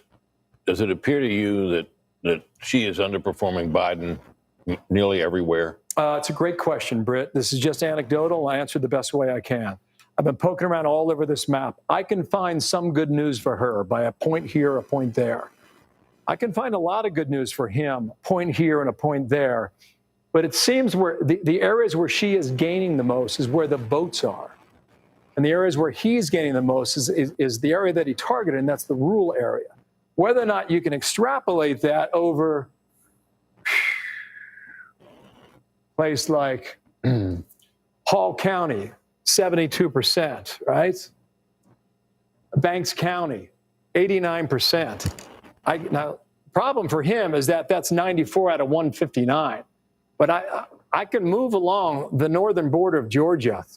And, it's just, it's dominating. 81. How does it compare to 2020? I'll show you that next here. Look at that. I mean, that's 86. Now, 2020, in the same counties, I'll go in reverse, all right? 84, still impressive, right? 81. And what is it now? 82 right now. So this is Fannin County. There's about 14,000 votes in that county alone. 14,000, okay? Now, if you take that and extrapolate over 159 counties, it can certainly add up. So to answer your question, Britt, 4 years ago, Fannin County was 82, and this year he's at 80. Still 25% of the votes still out, so he's got a chance to do a point or two better. But right now, he's not meeting the number that he hit in that rural county 4 years ago. We're going to make a quick call. We'll come back to the board and the panel. The Fox News decision desk can now project that Vice President Harris will win the state of New Hampshire. Former President Trump came closer than many expected there, but the vice president did well in cities and suburban areas. There was a time that New Hampshire they thought was closing. Actually, and we saw that Kelly Ayotte wins in the governor's race there, but now we're calling that for Vice President Harris. She's a former senator for New Hampshire, popular in the state, but not enough to really turn New Hampshire red in this situation. So the Maryland Senate race we have for you next. The Democrat Angela Brooks will defeat former Republican Governor Larry Hogan. He never really was able to move past her. It was obviously a difficult race for the former governor as he tried to become a senator. So that sticks as far as the U.S. Senate goes. We're still on track. There's a one pickup for Republicans. And again, they're looking to Ohio and West Virginia, maybe a couple of other races, Montana. Still waiting on Michigan and obviously Pennsylvania. About where that goes. And Montana, which isn't closed yet. Obviously a very hopeful pickup for Republicans with Tim Sheehy. Back with the panel. Kaylee, what are you looking at? What do you feel? So I'm looking at the suburbs. And, first I would say the map, and again, it's early, but it seems to be breaking more like 2016 than 2020, but we will see. But when you look at the suburbs, the Kamala Harris team was making much of the fact that early on we saw the suburbs of Indianapolis, Donald Trump underperforming. They point to Fayette County in Georgia. But then we get our Fox News voter analysis, and you see in Pennsylvania that Kamala is not hitting the suburban marks that Joe Biden did. You look at Hillsborough County, Florida. That is Tampa. It's almost urban, if you will. And Hillary won by 7. Biden won by 7 at this hour. You have Donald Trump leading by 3 in Hillsborough County. And let me say this. This is, I think, should be discussed, hasn't been discussed, but it might have bigger implications for the Republican Party moving Florida. And that is the fact that the Republican Party has lost every pro-life ballot initiative post-Dobbs until tonight in Florida, when you see Amendment 4 went down. And the difference was you had a leader, you had a governor, Governor DeSantis, who owned the issue, who talked about the issue, who was out on the airwaves on the issue. And I'm told by some sources familiar with these 10 initiatives happening across the country, they're hopeful in Nebraska. Why? You had Pete Ricketts lean into the issue. So that might be a lesson that's instructive moving forward to the party. You've got to speak on this issue because hiding from it thus far has not worked. Let's just say this, Trey, that both of these candidates at this hour still have a path to 270. It is wide open. There's a number of different ways to go. Who would you rather be right now? I'd probably rather be him because she is underperforming where Biden was in states that are very close. I'm also watching the Senate because what does it profit a person to win the presidency if you don't have the Senate to get your cabinet? Nebraska is interesting to me. Who is he going to caucus with if the independent wins? I don't think he will, but who will he caucus with? Because if Donald Trump wins the presidency, you got to get around Lisa Murkowski and Susan Collins to get your desired cabinet. And if you're Kamala Harris and you win the presidency, you ain't getting your desired cabinet if you have a Republican Senate. Yeah. I'm going to make a prediction, go out on a little bit of a limb here.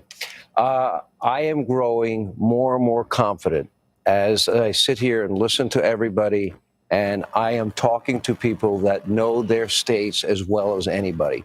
I think the finest numbers people, finest sources. I don't think it will be very long until you call North Carolina for Donald Trump. I think Georgia will immediately follow thereafter. Then we would be at a point. I also believe Arizona is baked in. Immigration was a big issue out there. That now means that would bring us to a point in this race. If I am right, if I'm wrong, everybody call me out. Hannity was wrong. We'll have T-shirts. I'll sell them on DonaldTrump.com. Okay. But if that's true, that means she would have to sweep the blue. Okay, folks, welcome back. We're watching Sean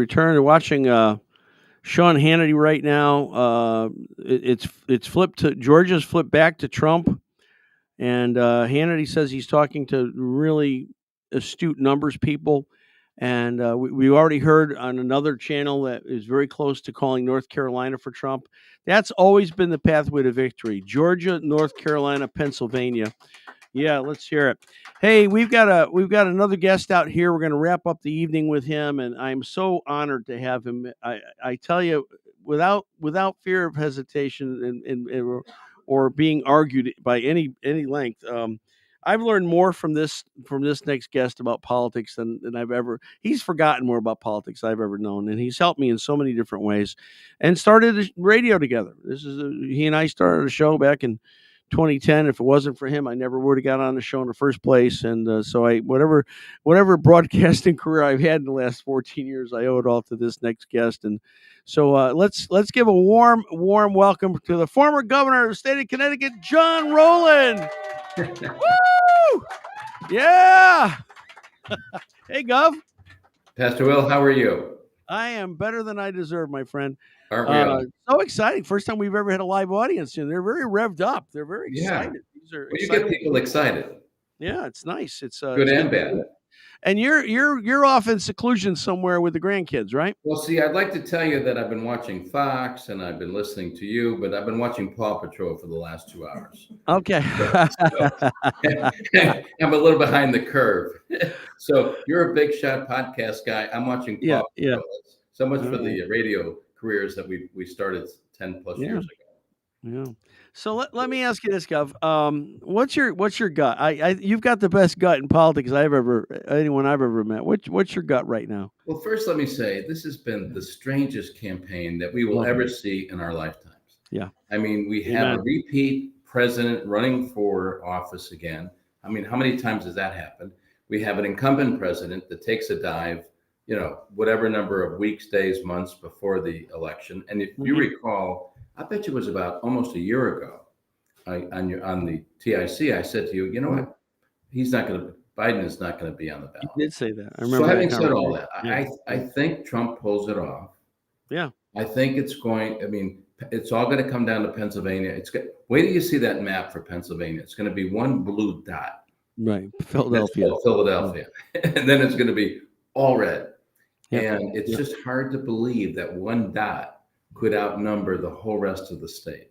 But I think that's what it comes down to. And as I heard Sean or somebody else saying earlier, not winning the Senate would really be a travesty. I mean, Well, Cruz, they already called it for Cruz. Right now, the Republicans are 4 seats away from 51 in the Senate.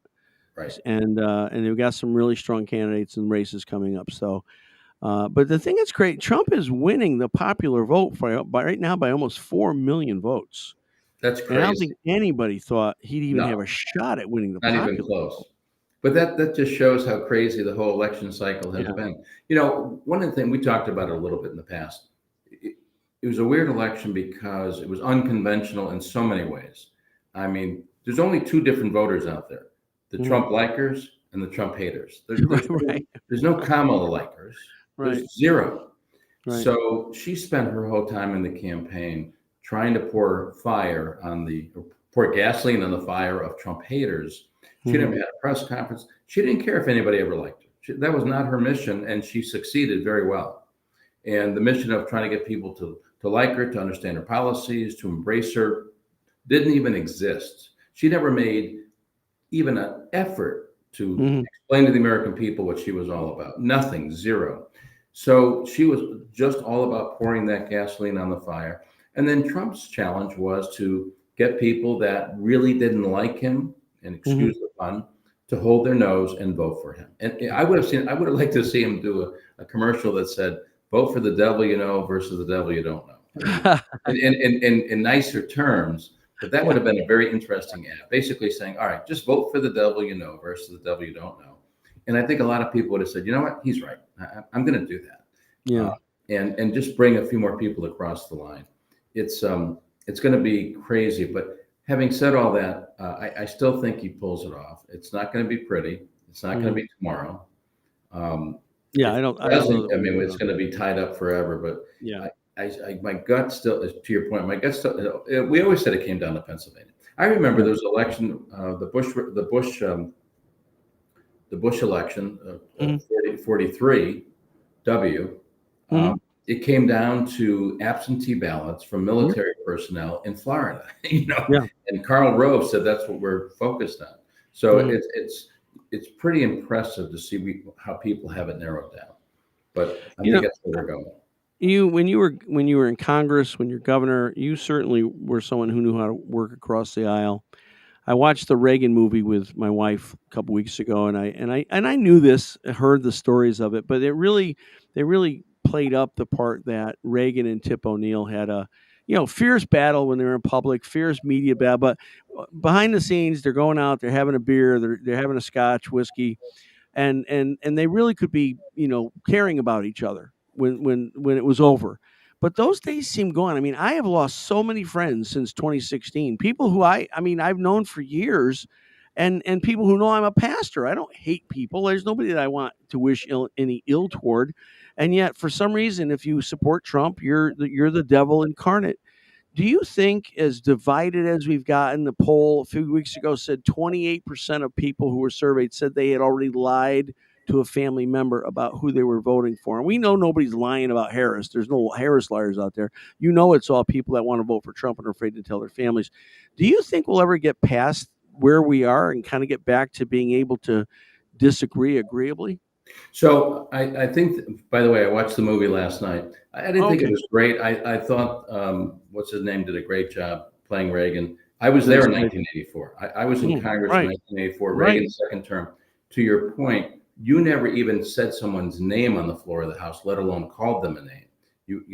I would like to defer to the gentleman from North Carolina. You wouldn't even say his name, let alone call him a name, which is going on now. So to answer your question, if Trump wins, it's World War III. And I think that's when I say World War III, I think it will be divisive. The hard feelings will not go away. I think that the liberals will, listen, if they haven't gone crazy enough already, I think they go crazier.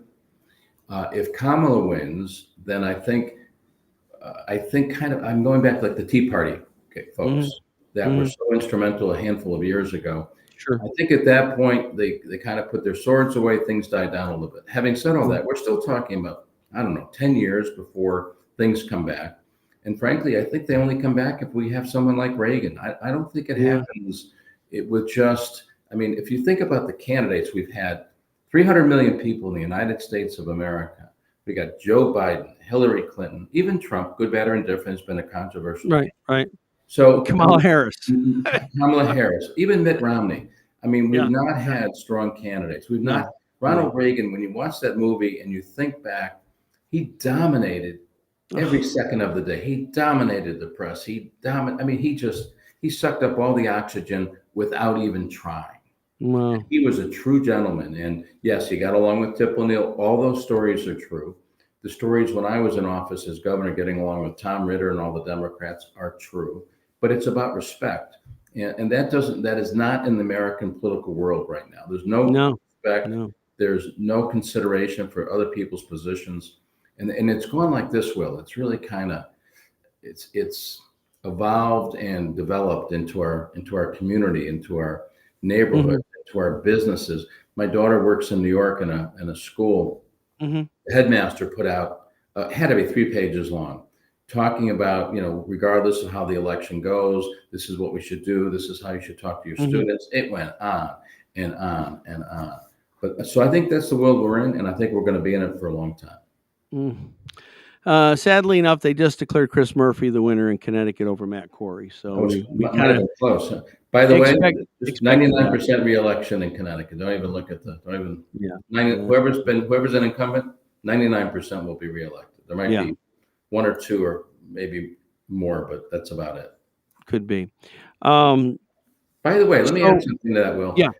One of the reasons that you have this divisiveness is that Republicans and Democrats alike are afraid of their extremes. In other words, they're afraid of being primary.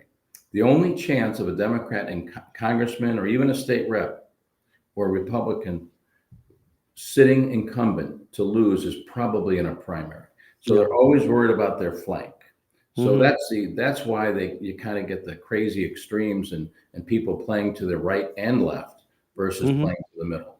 Because they're afraid of being primary. They're not afraid of the general election. They're afraid.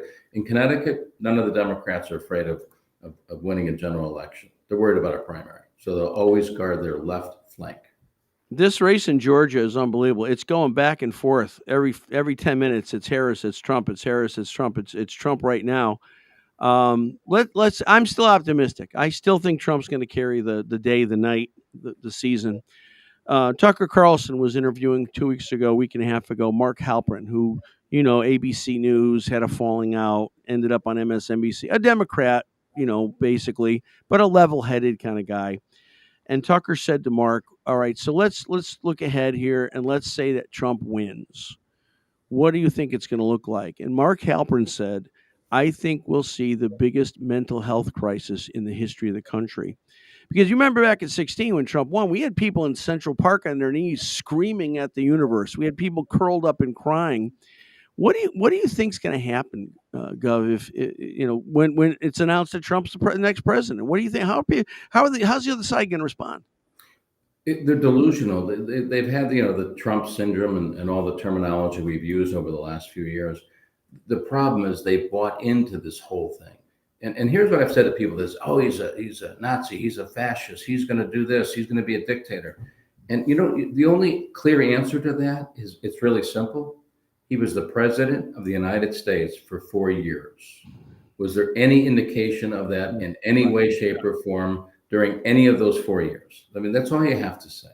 So, but you've got the legacy. You've got Rachel Maddow. You've got Morning Joe, Mika Brzezinski. You've got these people that keep pushing this narrative. Oh, he's going to be a dictator. He's going to work on his enemies list from day one. I mean, again, nothing of the sort was true in his real life as president for 4 years.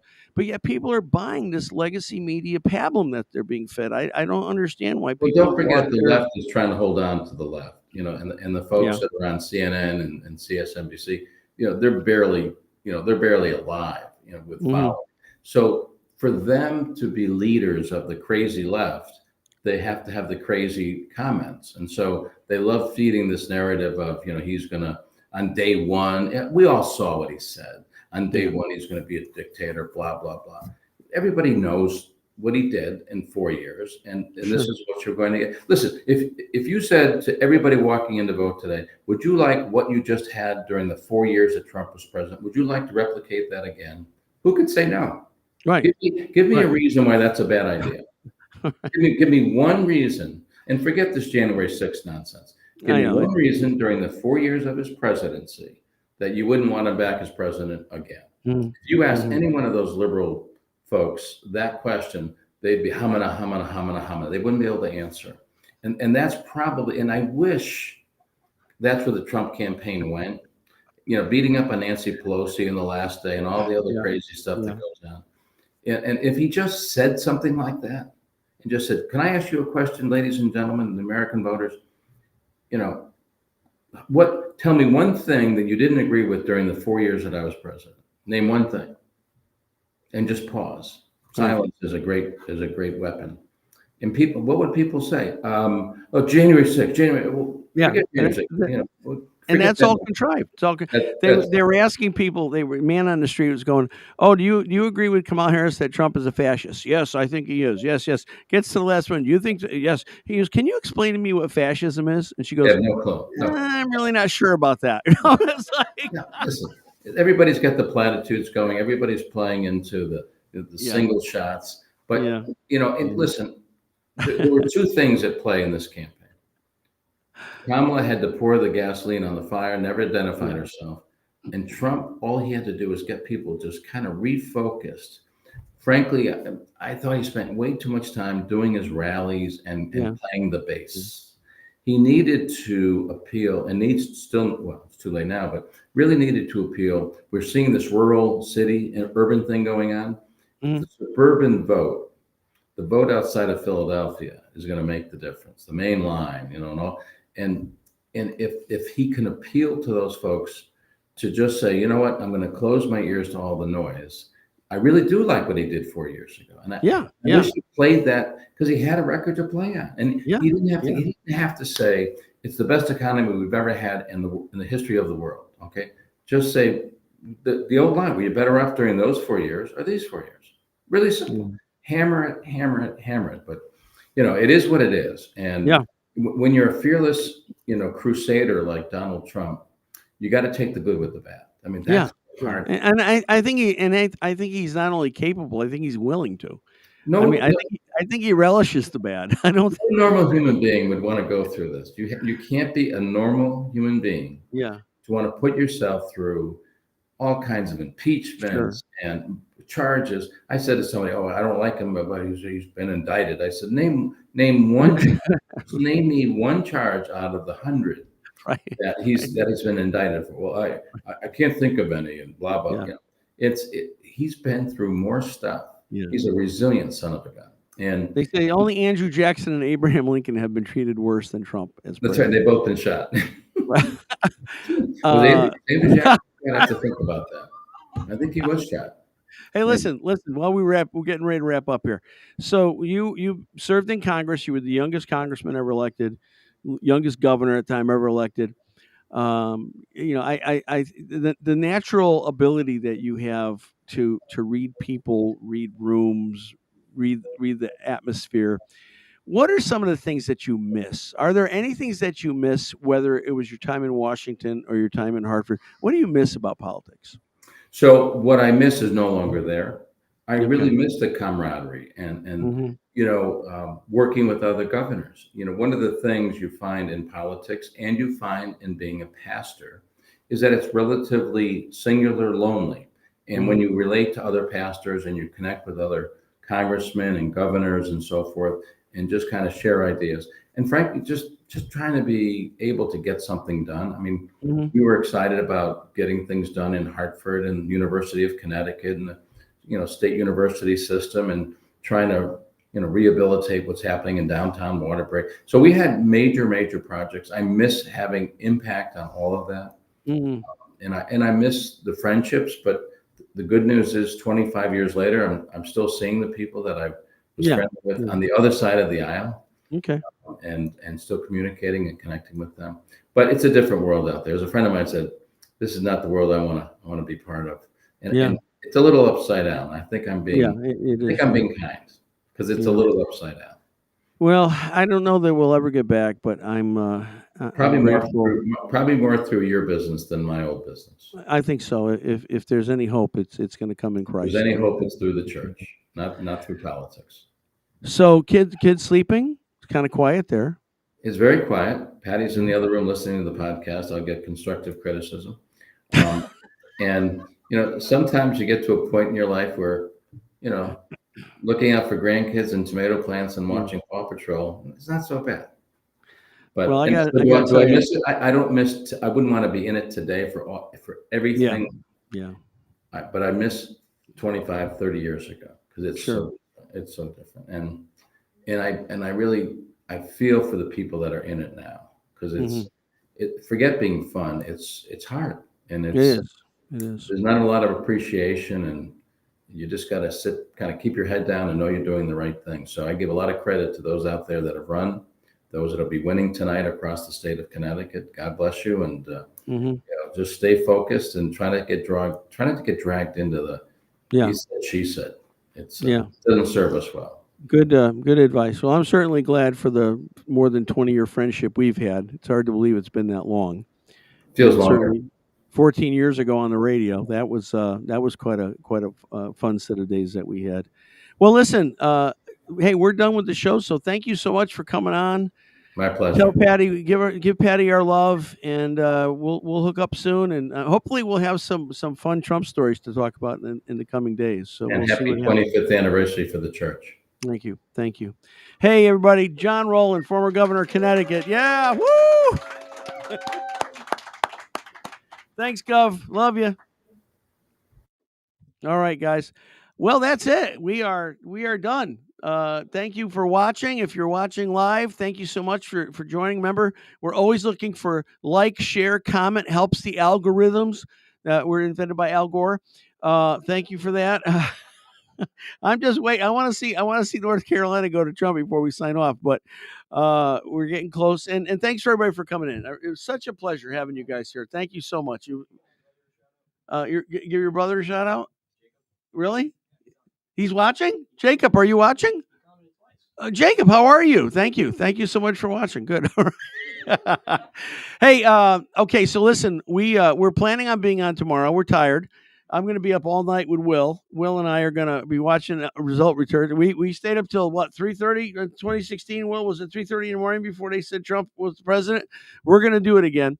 And then our goal is to be on tomorrow morning at 9 o'clock. And we're going to have Reese on the radio in studio tomorrow morning. So it's going to be really a lot of fun. Thanks again so much for watching. Pray for the country. Pray for Trump. Maybe we'll know in the morning. Maybe we won't. But we'll see you tomorrow morning. I love you guys. Get some rest. God bless you. See you tomorrow morning at 9 o'clock.